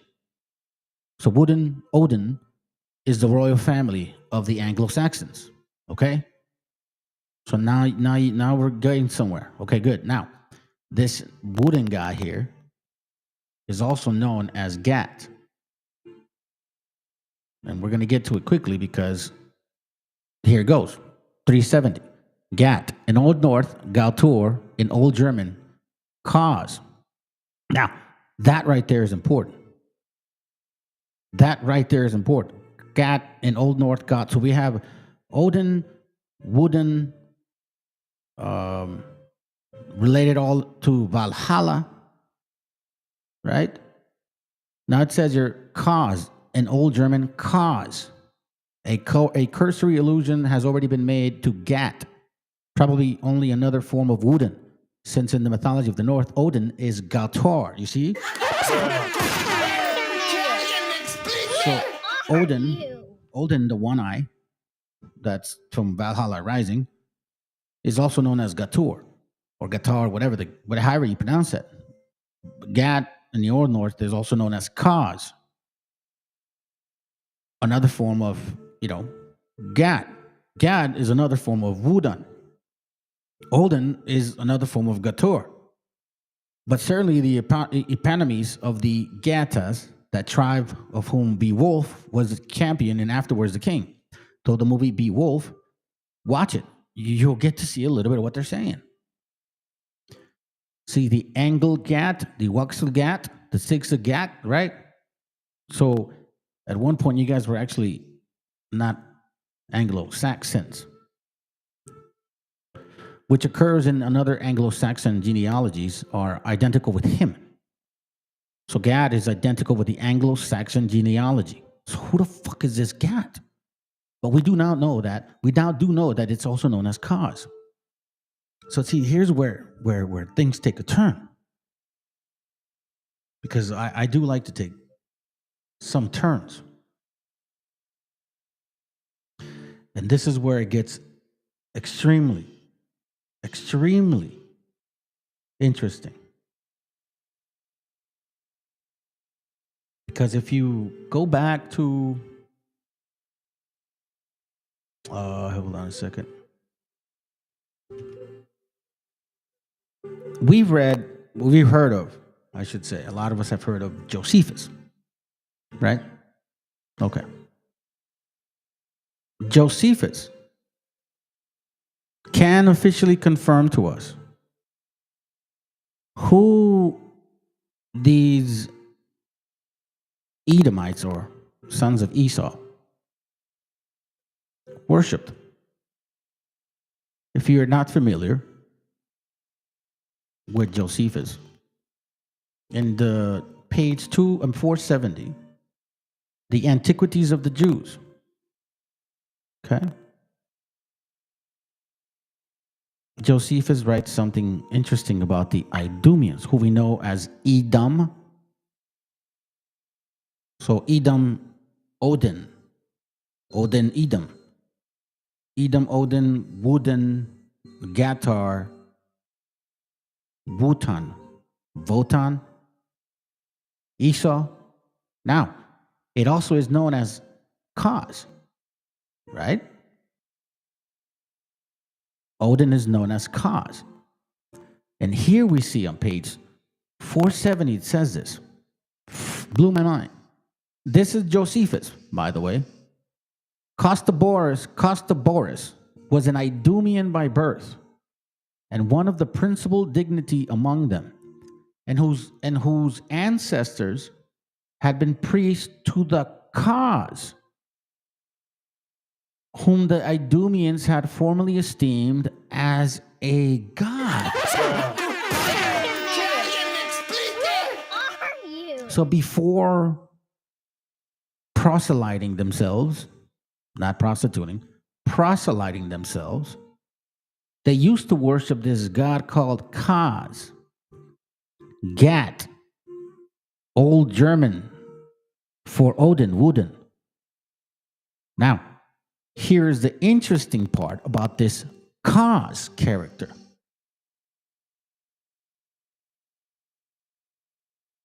Because when you look at Kaz, he is known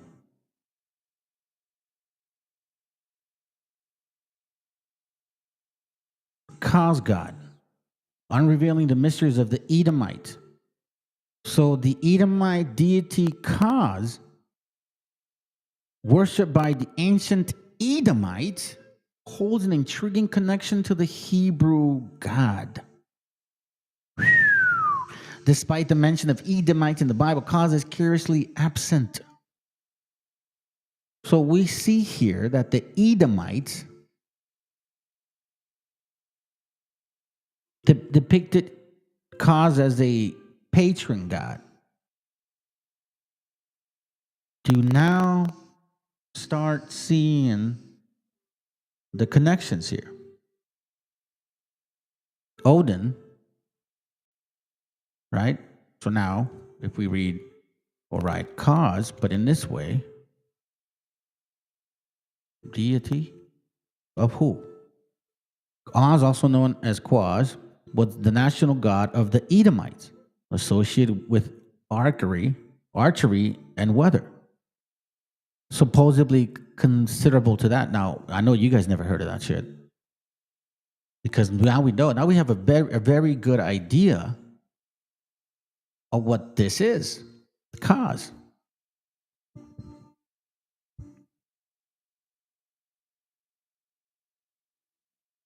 Now, I've shared this link to you guys before.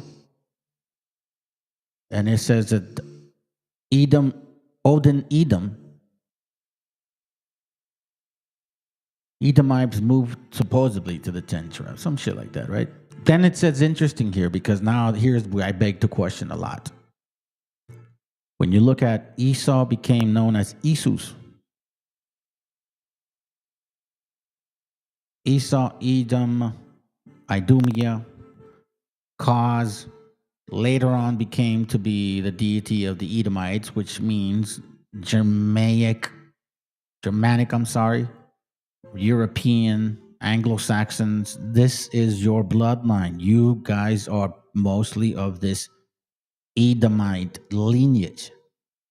You're dwelling in the land that you're among other nations, but this is who you guys belong to.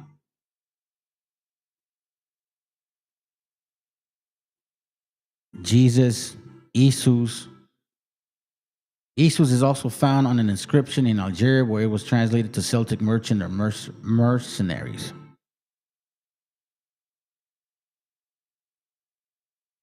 Isus became Odin. The worship of Isus preceded that Odin, later the adherent of Odin, like those of Isus, hanging their victims from trees. Woo.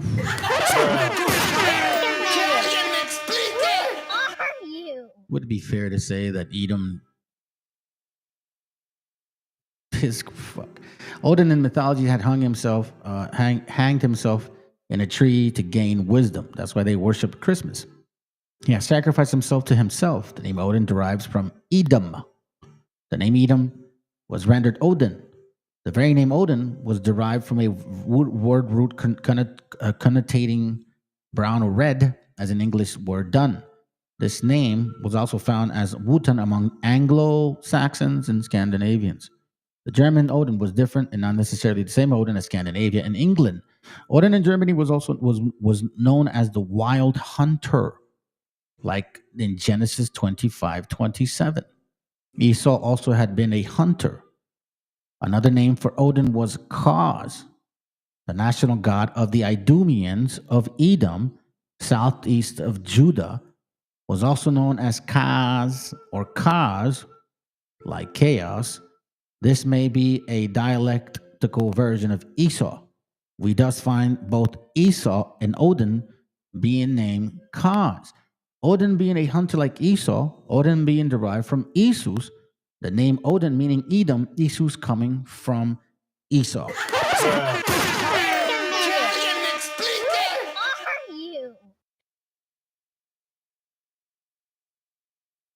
Why do you think they got pro-Nazi shit? Why do you think they have such that spirit that just you like, what?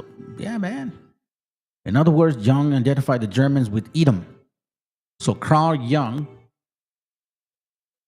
often was a Swiss psychiatrist and psychotherapist who founded analytical psychology. His work has been influential not only in psychiatry, but also in philosophy, anthropology, archaeology, literature, and religious studies. He was a prolific writer, though many of his works were not published until after his death. Blah, blah, blah, blah, blah. Anyway, so it says here, the name Odin, Wotan, is another form of the name Odin, Edom. Edom. You see that? Do you see what we're reading now? Do you understand why I kind of go back and forth with certain topics, and then later on they start connecting, giving us a better perspective of things, so you won't be so tripped out on all this BS? Now we know, if you read the Bible, if you believe it, you would understand how Edom or Esau moved. He's hateful, covetous, envious, and he'll do anything available to gain power. This is all about power. All I'm showing you is who the fuck they are through their worshiping of their paganism. Because we keep saying Christianity is pagan. Yes, you're right, it is. But you got to find out why they believe it the way they believe it. And they believe it the way they believe it because in their own faith, they brought in all these paganist, mystic ideologies, mythologies, so to speak. Here we see another man that I don't know who. I'm not related to him or anything like that. He's obviously, the guy went to school for a long time. Here he identifies Odin, Wotan, in another form of Edom. Odin was the wild hunter with the Teutonic rage who appeared in the skies of Germany, inspiring the Germans. Wotan in German thought was the god of the wind, the god of the dead. In the North Germany, he was associated with the wild hunt, and in the South Germany, he was enraged. He was the enraged host of spiritual beings riding the skies. The peasants of North Germany, when they heard a howling in the air, would say, "Woad hunts, wood jets," that is, Wooden or Odin marches as of old. Now, at the head of his heroes, accompanied by his wolves. Now, in case you guys don't know, that the Roman mythology is that this wolf fed two children, right? Isn't that the Roman mythology? So again, here we see Odin is also Edom. In the years leading up to World War II, numerous Germans reported seeing Odin in their dreams. Holy shit. Psychologist Jung wrote much on the subject. Odin had come to represent the archaic of Germanic racial nationalism. Odin was awakening. Odin was considered some kind of archetype of German nation, which is why I tripped out when the fucking dude, FBI guy, said at the end, "I'll see you in Valhalla." The note what he's saying is Odin represented something about the German origins in ancient times. He had been half forgotten, changed by Christianity into the devil, and became a ghostly hunter seen in visions of stormy nights. The Jews had replaced him and taken over his role.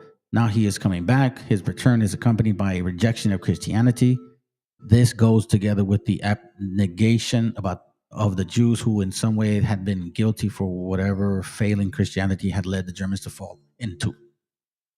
Hitler, like Odin, emphasized the German soul. It says 1937, Jung said of Hitler, "He is a medium. German policy is not made. It is revealed through Hitler. He is the masterpiece of the gods of old. He is the Sibyl, the Delphic oracle." Jung stated that Hitler seemed like the double of a real person, as if Hitler, the man, might be hiding inside and deliberately so concealed in order not to disturb the mechanism. You could never talk to this man. Whatever, it doesn't matter. Look, the point being is this. I don't really want to push over this line because I think I read a lot. Is that we're seeing now, without a doubt, who these people belong to. There's no mystery anymore. There's no mystery anymore. At all. What nations come out of Esau? Frederick Barbarossa. In effect, Esau helped give rise to the information of numerous nationalities. Esau in Genesis, we know that. Esau's a word living by the sword. It's true, we know that.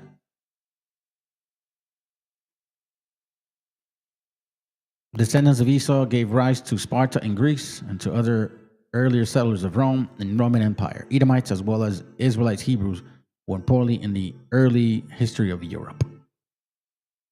Fascism embodied Edomite principles. Interesting, isn't it? The chiefs of Edom, the dukes of Esau. Interesting, isn't it? English word help may derive from the Hebrew source fascism or Nazism as a political system in effect embodied Edomite principles. And here we see, like Josephus confirmed, here to confirm what I just read, that the name of Kaz, the ancient native Germans called the idol, who was otherwise known as Odin, by the name Kaz.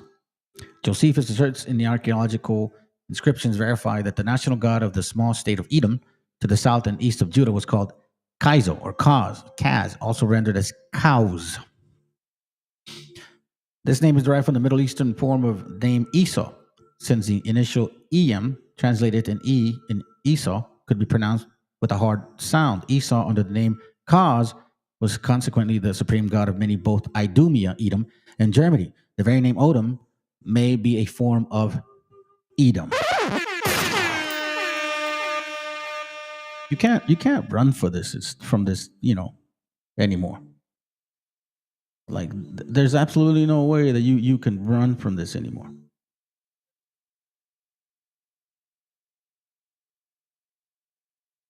Kaz, and here's the interesting part.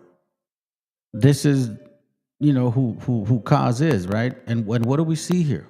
What is the first thing we see? The representation of an eagle. the representation of an eagle.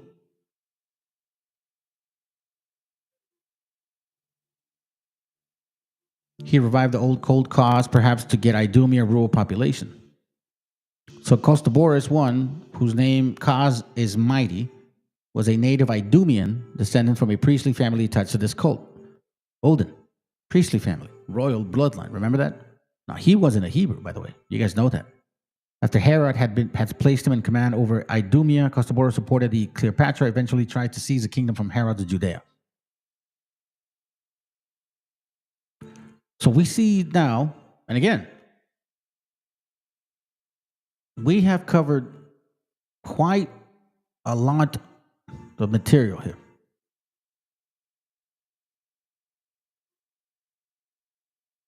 Lots of material here.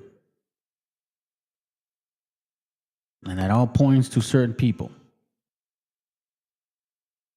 Lots of material, and it all points to certain people. All I can do is show you, and you guys decide if I'm right or wrong. I believe that I'm not wrong. I don't believe I'm wrong. Anyways, that's at 146. All right, cool. So here's what I'm going to finish it with, because again, I hope, and look, I hope this guy doesn't get bothered by me showing the videos here of his. But I find it very interesting that he's talking about the stuff that I've been talking about for years. And several of you that have actually watched my channel, you'll understand what he means. You know what I'm saying? What he's saying, because I've been pointing this shit out for quite some time. I've gotten into the Talmud with this whole thing, and again, this is all. I mean, this is all connecting. This is all connecting. The paganisms, beliefs, regardless of what religion they fall into, it all comes down to one grain. I mean, if you believe in the Bible, not the Talmud, none of that shit. If you believe in the Bible, you would understand the history or his story of how things went. If you read clearly and see examples and you see actions of people, and you see people's faith, and you see the practice of their faith or their actions as well, because it's very clear that, you know, there's several counterfeits, and there's a lot of people claiming to be somebody they're not, and there's a lot of people that don't want to claim who they truly are. Some Edomites most Edomites don't want to believe who they are, or don't know, or most Edomites don't want to believe who they are, but they have an essence of themselves. Most Canaanites don't want to believe who they are, but they have an essence of themselves. Today, it was about the chaos, the Edomites. I wanted to get this class out the way. We're going to go into this topic once more because I got a lot to show you. Once more. And thank you, brother, for sending me that video, man. I wish I would have showed it today. I just wanted to get this topic here out of the way. Because a lot of people do, you know, believe certain shit and they base it on something that they don't research. They just feel that that's the right way to do it because they got hate in their hearts.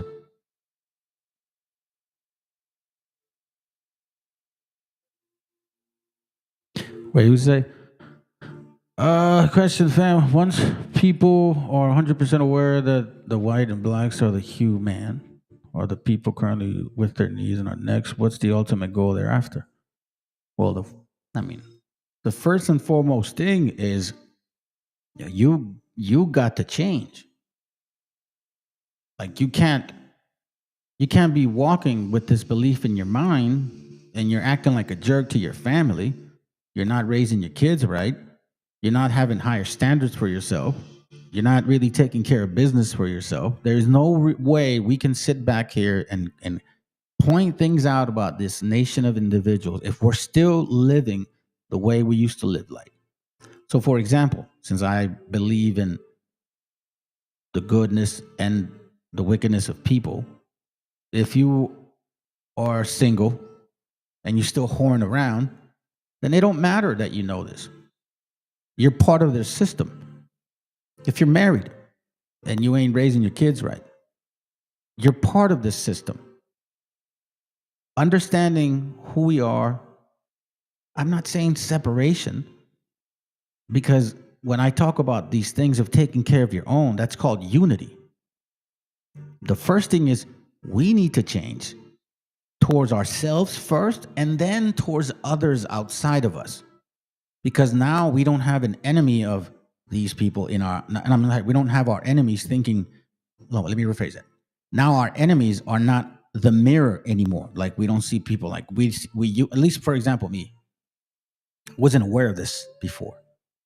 And I, you know what I mean? I didn't like many people, I guess you could say. Sometimes I didn't like my own kind. Like, what the fuck? But because I didn't know our history. Once I started understanding our history, and I saw the value of each one of us, and I saw how we were being raised without this source of this love and caring for each other.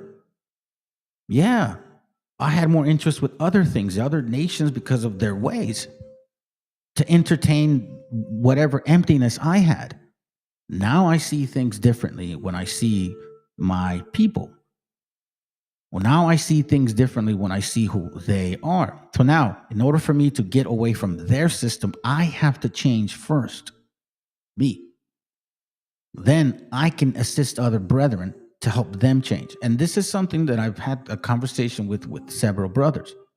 Now they're starting to help other brothers with their change, because there's absolutely nothing you can do nothing you can do physically, so to speak, that's going to change any of this shit. They have the power, man. Let me see. Now, what I'm saying is, what is your plan once you disprove that they're a piece of this and that, and what's the end goal for this channel once you prove? What's the end goal for this? I mean, I don't understand what you mean by the end goal for this channel. I mean, you obviously haven't seen my channel for a long time, so that's why I was saying the classes that I've been doing since 2022 are connecting with a lot of things that are going on right now.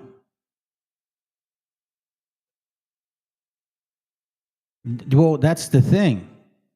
Once whites and blacks realize they are the ones to bring down all the indigenous, well, yeah, that's the thing. It's happening right now. But you see, you have to get out of your circle. This is exactly what I'm going back to the initial point. You keep saying once, like, you realize, right? Once I realize it, now what do we do? A very small percentage is seeing these things. Now more people are talking about who these people are. But maybe you and I are ahead of a lot of other people, but there's not enough people that know who they are. If you leave, I don't know what part of the States you're from, if you're from the States, but if you leave the States and you go and share this to another country, they're not really aware of this shit. This location, I'll say it like this, is fluid with information. And I can even go back just kind of like some examples. Still in let's say Mexico, they don't have, like, if it wasn't for the US channels, they wouldn't really have a lot of options to watch many channels. All they really used to play was, from what I recall, soccer, novelas, some cartoons, and a lot of news. That's it. So I don't want to say there's no end goal, because this is pretty much ever walking.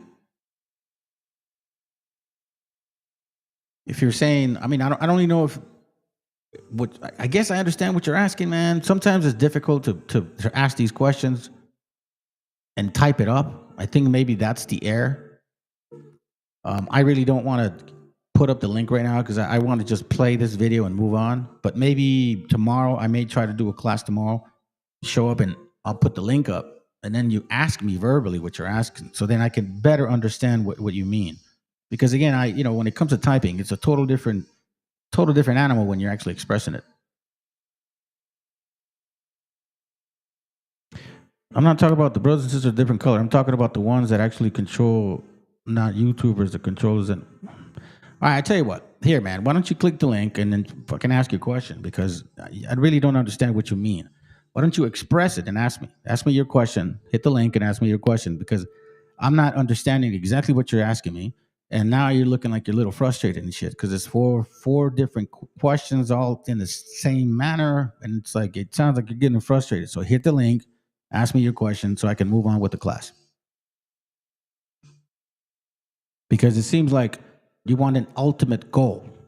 So then you mentioned, I'm not talking about the ones that actually control, not YouTubers, the controllers then what? See, that I'm not sure what you mean by that. And I'm not talking about my brothers and sisters of different colors. Well, I don't even know what you mean by that. What do you mean different colors?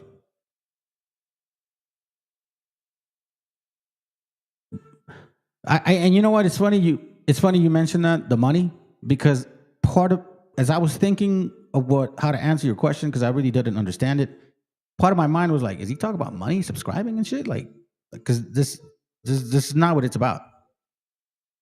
I don't know, maybe you are. I don't know. I mean, if you're looking to subscribe and give money or maybe you want to go to a channel where they have a lot of likes and they have a lot of, donations and subscribers and shit, and you think that that's what I'm looking towards, like you got that shit totally fucking wrong.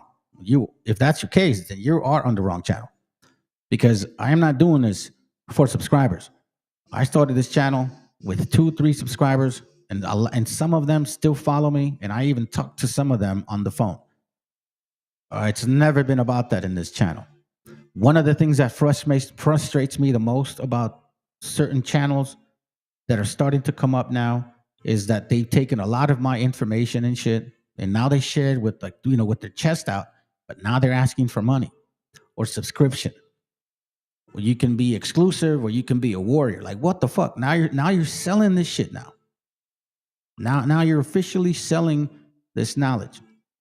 So if you meant that, that's not my ultimate goal. My ultimate goal consistently is to show our people knowledge and information, prepare us for possibly what's coming, and show some love around your siblings that you care about the most. Hey, what up, VTC? Hopefully they answered your question. But let's go. Hopefully this guy doesn't get bothered. I actually do like what he said. It's just interesting that it came up now, fam, because I've been teaching this shit for a couple of years now. Yeah, they have super chats, hobo cups, all that shit. Nah, we don't do that. Like I don't do that, man. That's nah. Okay, you got 2 brothers here that I chop it up with, once in a blue or every now and then.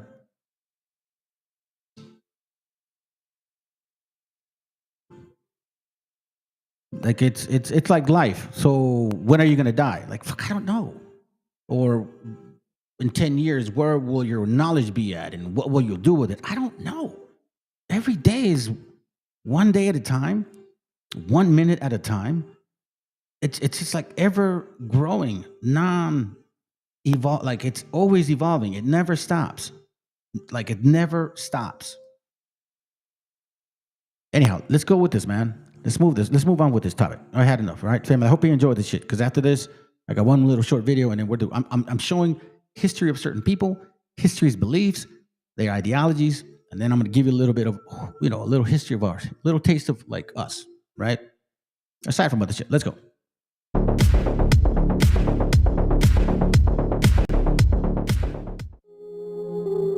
It is important to know that modern rabbinical Judaism is not the same religion of the Hebrew Israelites found in the Old Testament. Most Christians think that Judaism is merely the practice of the Old Testament Mosaic law, but the truth is that it's a completely unrecognizable religion with many added rabbinical texts to their canon that they call the Torah.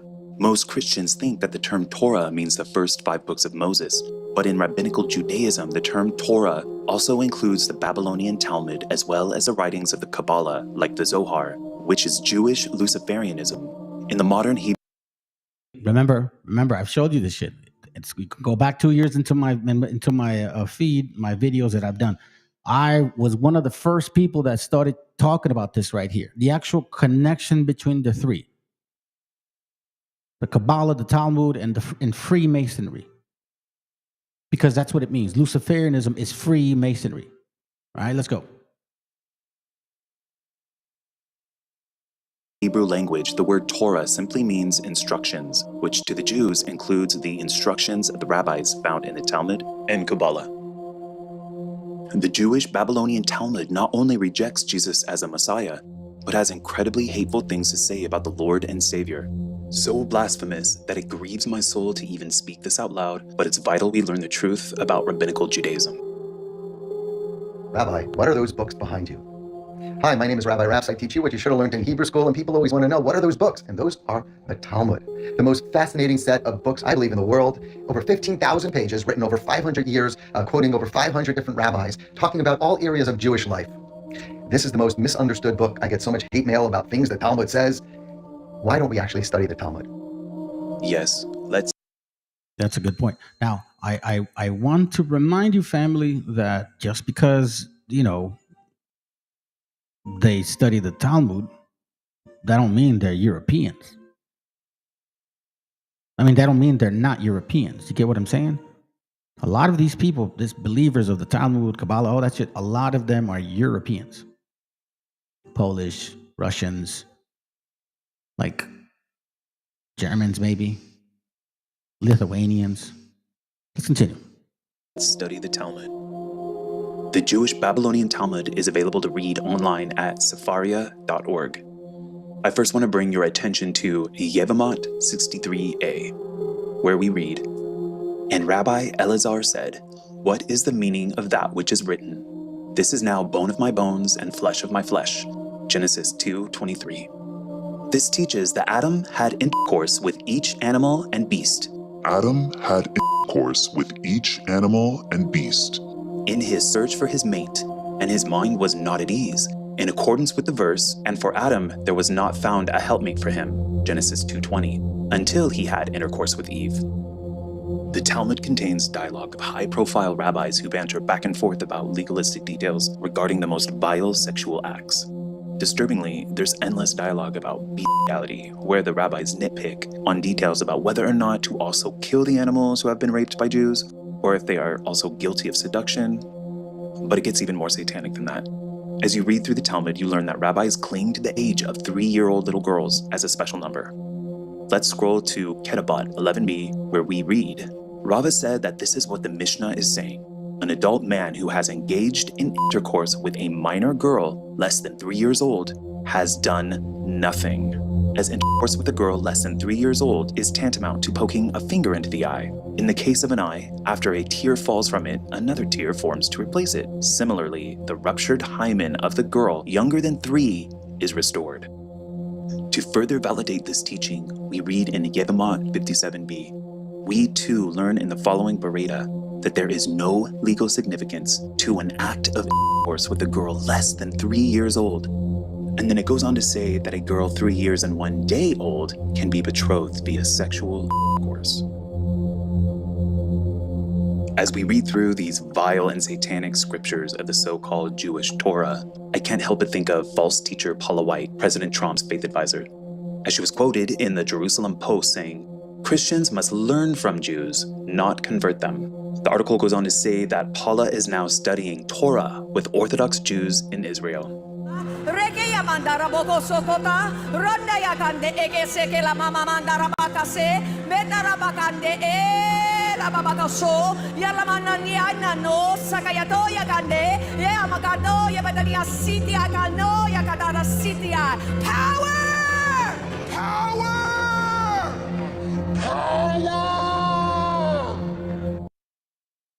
That's why when you seek, like when you seek certain deities and shit, right? you start really tripping on, like, you start really seeing the actions of people. Now, even in this book here, which he only mentions it twice, right? Odin again is showing up, the stones of Odin, the vows of Odin, blah, blah, blah, Odin. But it's in Druidism. So now, in case you guys don't know, Druidism, the ancient faith of Britain, is also connected to Luciferianism, sacrificing. But you know what is also connected to?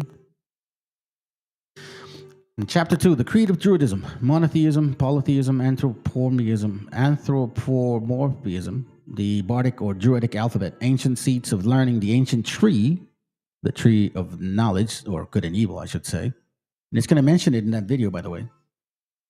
And it says here, affinity claim between Druidism and Freemasonry. Druidism and Freemasonry. Human sacrifice. The tonsures, which is something that a lot of these Christians believe in.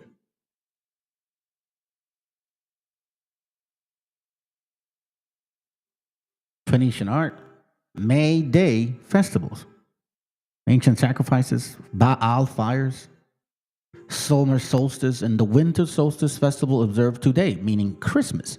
Christmas, December 25th, is a winter solstice celebration. Who the Christians, Christmas Christians, CKs, they celebrate. And they also use the mistletoe. Significantly.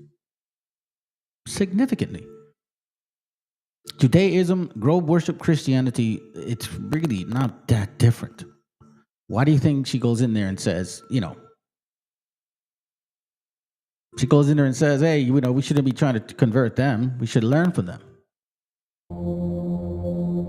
The Jewish Talmud also teaches in Gittin 57a verses 3 through 4 that a sorcerer named Onkelos raised Jesus Christ from the dead using witchcraft.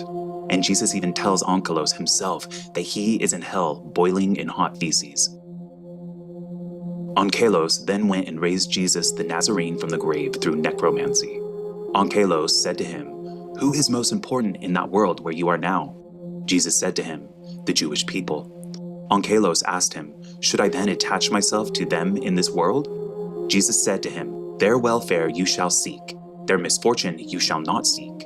For anyone who touches them is regarded as if he were touching the apple of his eye." Onkelos said to him, "What is the punishment of that man?" A euphemism for Jesus himself. "In the next world." Jesus said to him, "He is punished with boiling excrement." As a master said, anyone who mocks the words of the sages will be sentenced to boiling excrement. And this was his sin, as he mocked the words of the sages. The Jewish scriptures tell us that they believe Jesus Christ, God in the flesh, is actually in hell boiling in poop and can be summoned through witchcraft by such necromancers named Onkelos. I'm just trying to think of what other religion speaks so demonically about Christ Jesus. Not even the official satanic Bible mentions Jesus by name, let alone says he is in hell boiling in feces. If Christians would only read their Bibles, we would know that in 1 John 2:22 through 23, it reads, "Who is a liar but he who denies that Jesus is the Christ? This is the Antichrist, he who denies the Father and the Son. No one who denies the Son has the Father." It is vital to understand that the Word of God tells us that Christians and Jews do not worship the same God. Rabbinical Judaism does not worship the God of Abraham, because if they did, they would accept his son, Jesus the Christ. Paula White isn't the only megachurch Zionist false teacher. Introducing Pastor John Hagee. He has taught that Jews can be saved without believing in Jesus. I'll just let him tell you about this in his own words. I'm delighted to present my latest book, In Defense of Israel. This book will expose the sins of the fathers and the vicious abuse of the Jewish people. In Defense of Israel will shake Christian theology. It scripturally proves that the Jewish people as a whole did not reject Jesus as Messiah. It will also prove that Jesus did not come to earth to be the Messiah. It will prove that there was a Calvary conspiracy between Rome, the high priest, and Herod to execute Jesus as an insurrectionist too dangerous to live. Since Jesus refused by word and deed to claim to be the Messiah, how can the Jews be blamed for rejecting what was never offered? Read it in this shocking expose in defense of Israel. This latest book by Pastor John Hagee is destined to generate lively discussions among Christians the world over. John Hagee is lying, as Jesus very clearly claimed to be the Messiah in the Gospel of John, chapter 4, where we read in verses 21 through 26. Woman, believe me, the hour is coming when you will neither on this mountain nor in Jerusalem worship the Father. You worship what you do not know. We know what we worship, for salvation is of the Jews. But the hour is coming, and now is, when the true worshipers will worship the Father in spirit and truth.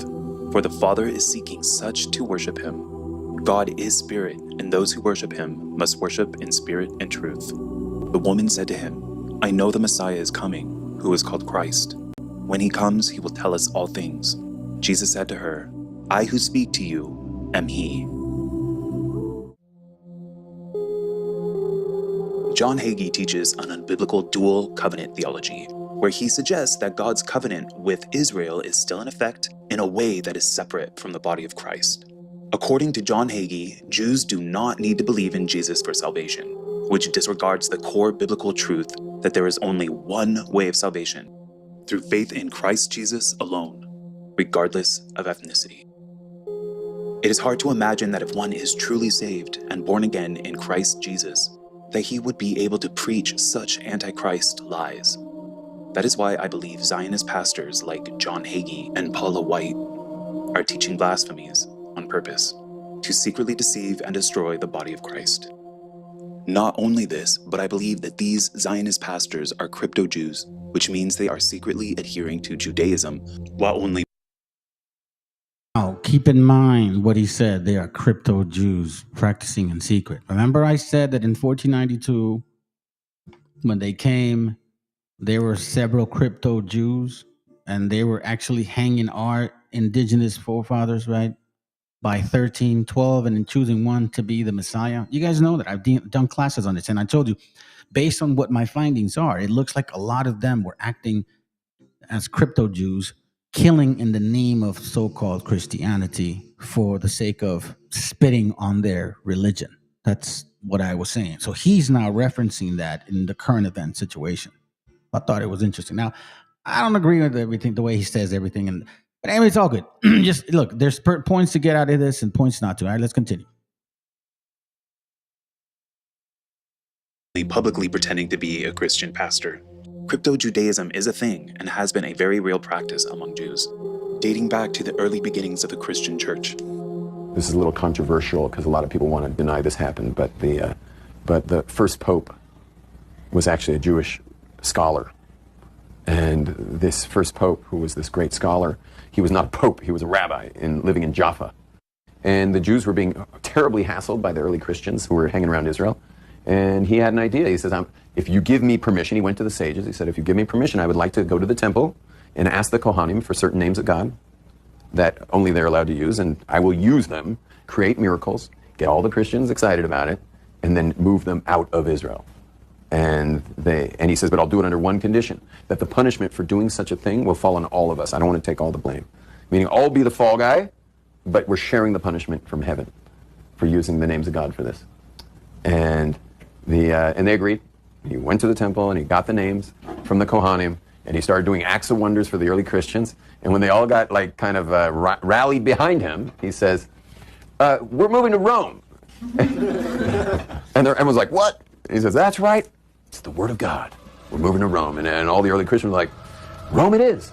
You know, we're with Bozo. You know, and they all went to Rome. This was 2,000 years ago. Time of the beginning of Christianity. And they moved to Rome, and he became known as first pope.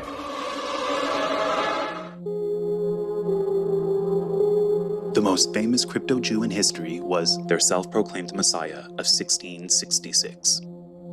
Sabbatai Zevi, a Kabbalah rabbi, declared himself the Jewish Messiah in the year 1666 and convinced literally half of the world's Jewish population at the time, over 1 million Jews, to follow him into the twisted world of Luciferianism through the practice of Kabbalah. Zevi forged a new foundation of Judaism that preached redemption through sin, which consisted of inverting everything sacred and pure into degenerate acts of perversion and depravity as a form of spiritual liberation and personal deification. The practices that the Sabbateans promoted most were things like wife swapping, incestuous pedophilia, group orgies, bestiality, and debauchery, among many other things.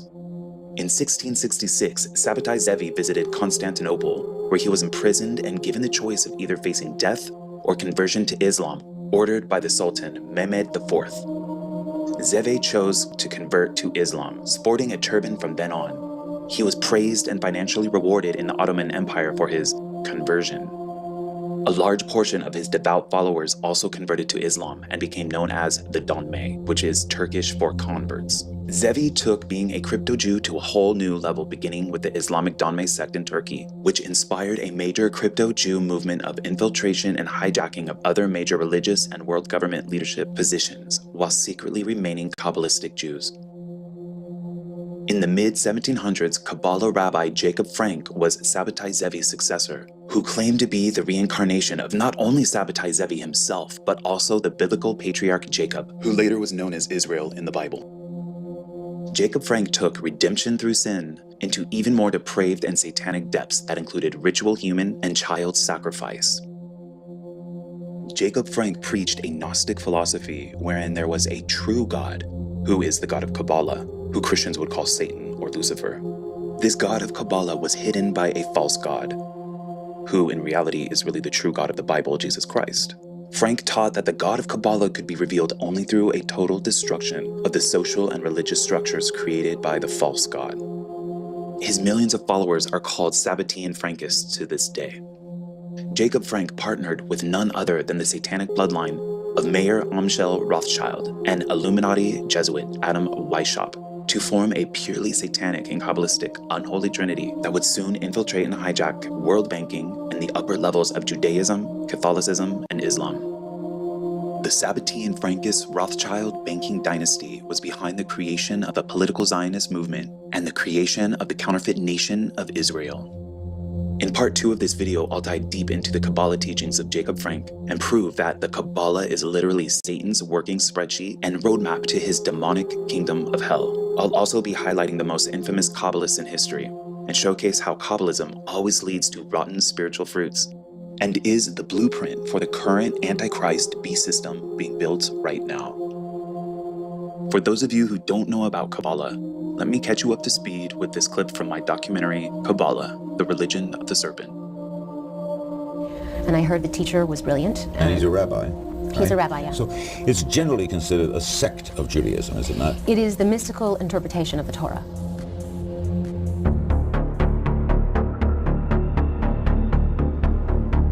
Where does Kabbalah come from?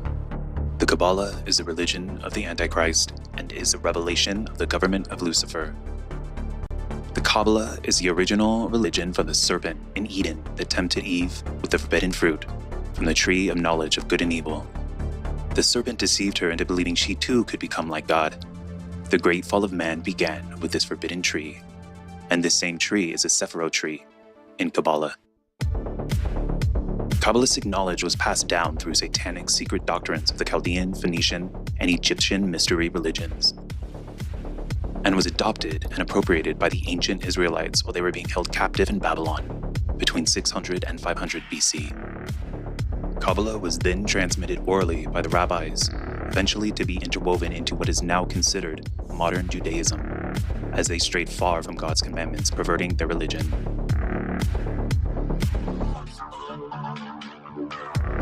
After the Jews were released from captivity, foreign conquest drove the wicked Pharisees to hide the powerful dark knowledge of the Kabbalah and make it seem.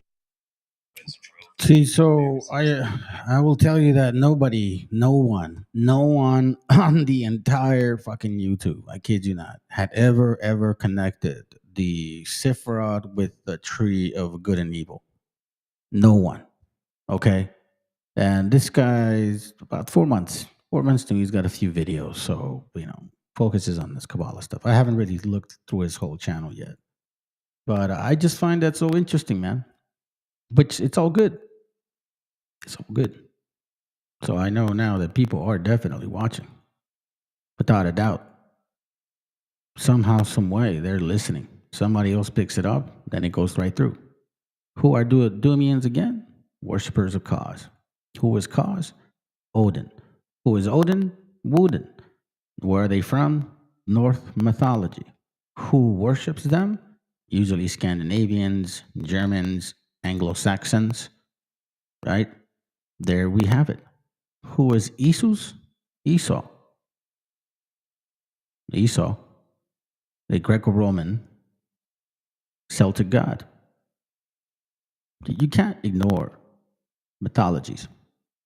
Esau's like Jesus. That's why the way that they interpret him is wicked as hell. They made him a god. I mean, they made him the God, not a God. They made him the God. And here they're arguing about their promise. Once again, there's no denying who they are. There's no denying who they are. Let me show you guys this video real quick and then we're out. They pulled it up about 11 days ago. I thought it was interesting. It's only 3 minutes long, kind of. So we're seeing a history of certain people. Let's see the history, a little bit about us, and then we'll call it a night. All right, let's go.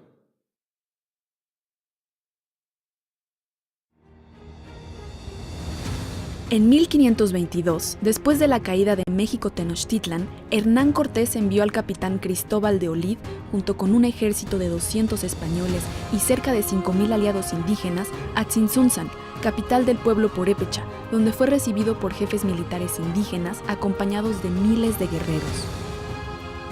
Olid fue recibido de forma pacífica, había prometido paz y los purépechas creyeron en su palabra. Pero los conquistadores españoles solo eran fieles a sus traiciones, deshonraron su palabra, destruyeron objetos religiosos y saquearon la casa del Cazonzi, el gobernante purépecha de nombre Nagashuan Tzintzitza, llevándose todo el oro y plata que allí había en la ciudad. Para los saqueadores nunca es suficiente. Olid demandó más oro y más plata. Tzintzitza, el principal de los purépechas, se lo entregaría directamente a Hernán Cortés, con quien acordó que la tierra que hoy es Michoacán formaría parte del reino español. Tzintzitza buscaba la paz, pero en el trato solo encontró muerte. Fue condenado por la audiencia de la Nueva España, quien lo acusó de fomentar las prácticas de las antiguas religiones y seguir recabando tributo.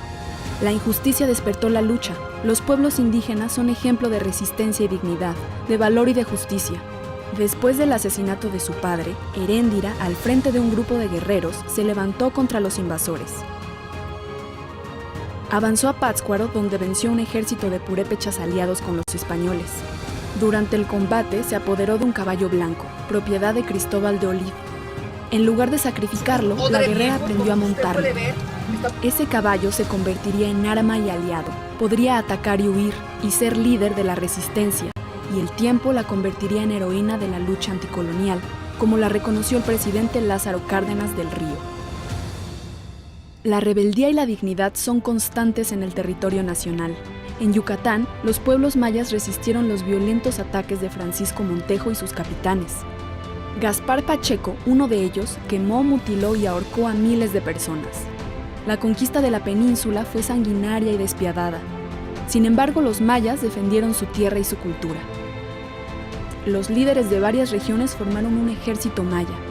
Tomaron Sasi, a la que los conquistadores llamaron Valladolid, en donde resistieron los contraataques mientras destruyeron toda huella española, pero la insurrección duró 1 año. Estas dos historias, que durante mucho tiempo se condenaron al olvido, son ejemplo de la resistencia indígena ante la crueldad, el fuego y los engaños. Así sucedió a los tlaxcaltecas, quienes fueron despojados de sus tierras y reducidos a servidumbre, a pesar de haber ayudado a los invasores. Ellos mismos explicaron a Carlos I en el lienzo de Tlaxcala los atropellos y atrocidades y, sobre todo, desconocimientos de acuerdos y promesas. Queremos celebrar el valor, dignidad y esfuerzo de la resistencia de los pueblos indígenas, aprender de sus valores y organización comunitaria. Sus lenguas y culturas son legado de grandeza, fundamental en el humanismo mexicano.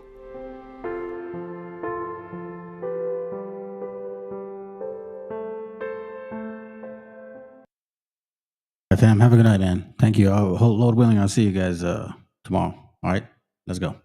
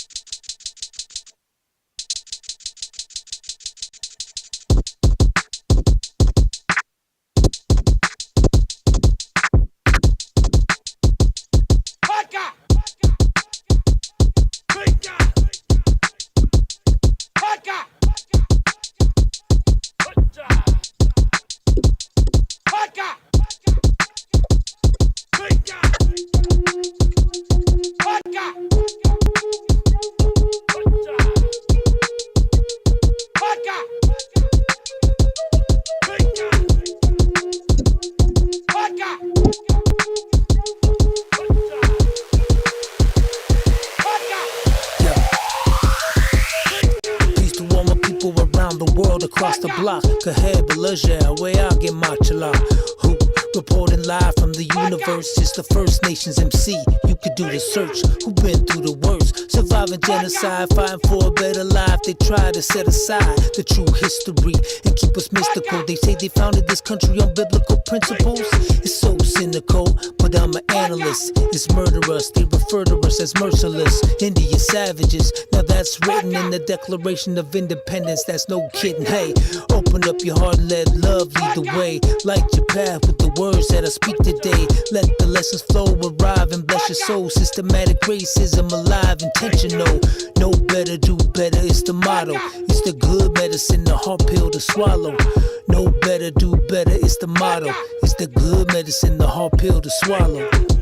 His daily life was filled with ceremony, and every act had some significance. The Indians believed in the spiritual, the mysterious.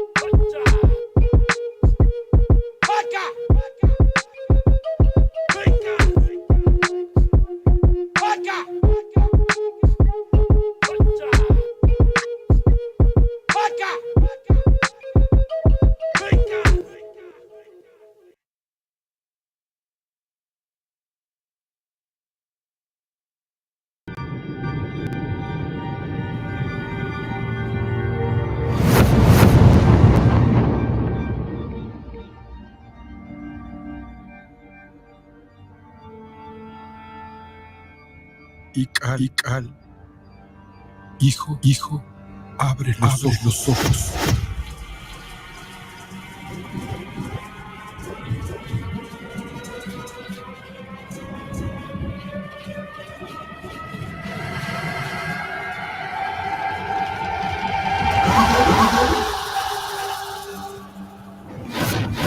Cuerpo queda con nosotros, pero tu espíritu debe seguir.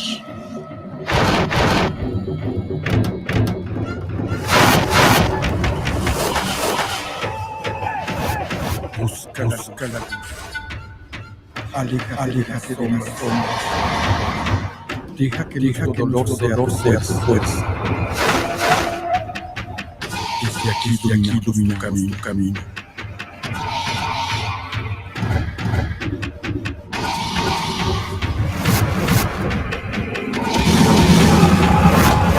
Lucha como nosotros antes la pena gran. Yo soy tú eres yo.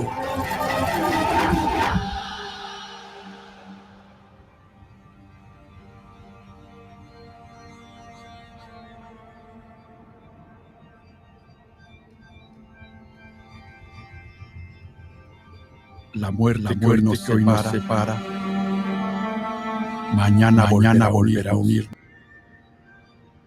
Eres libre, hijo.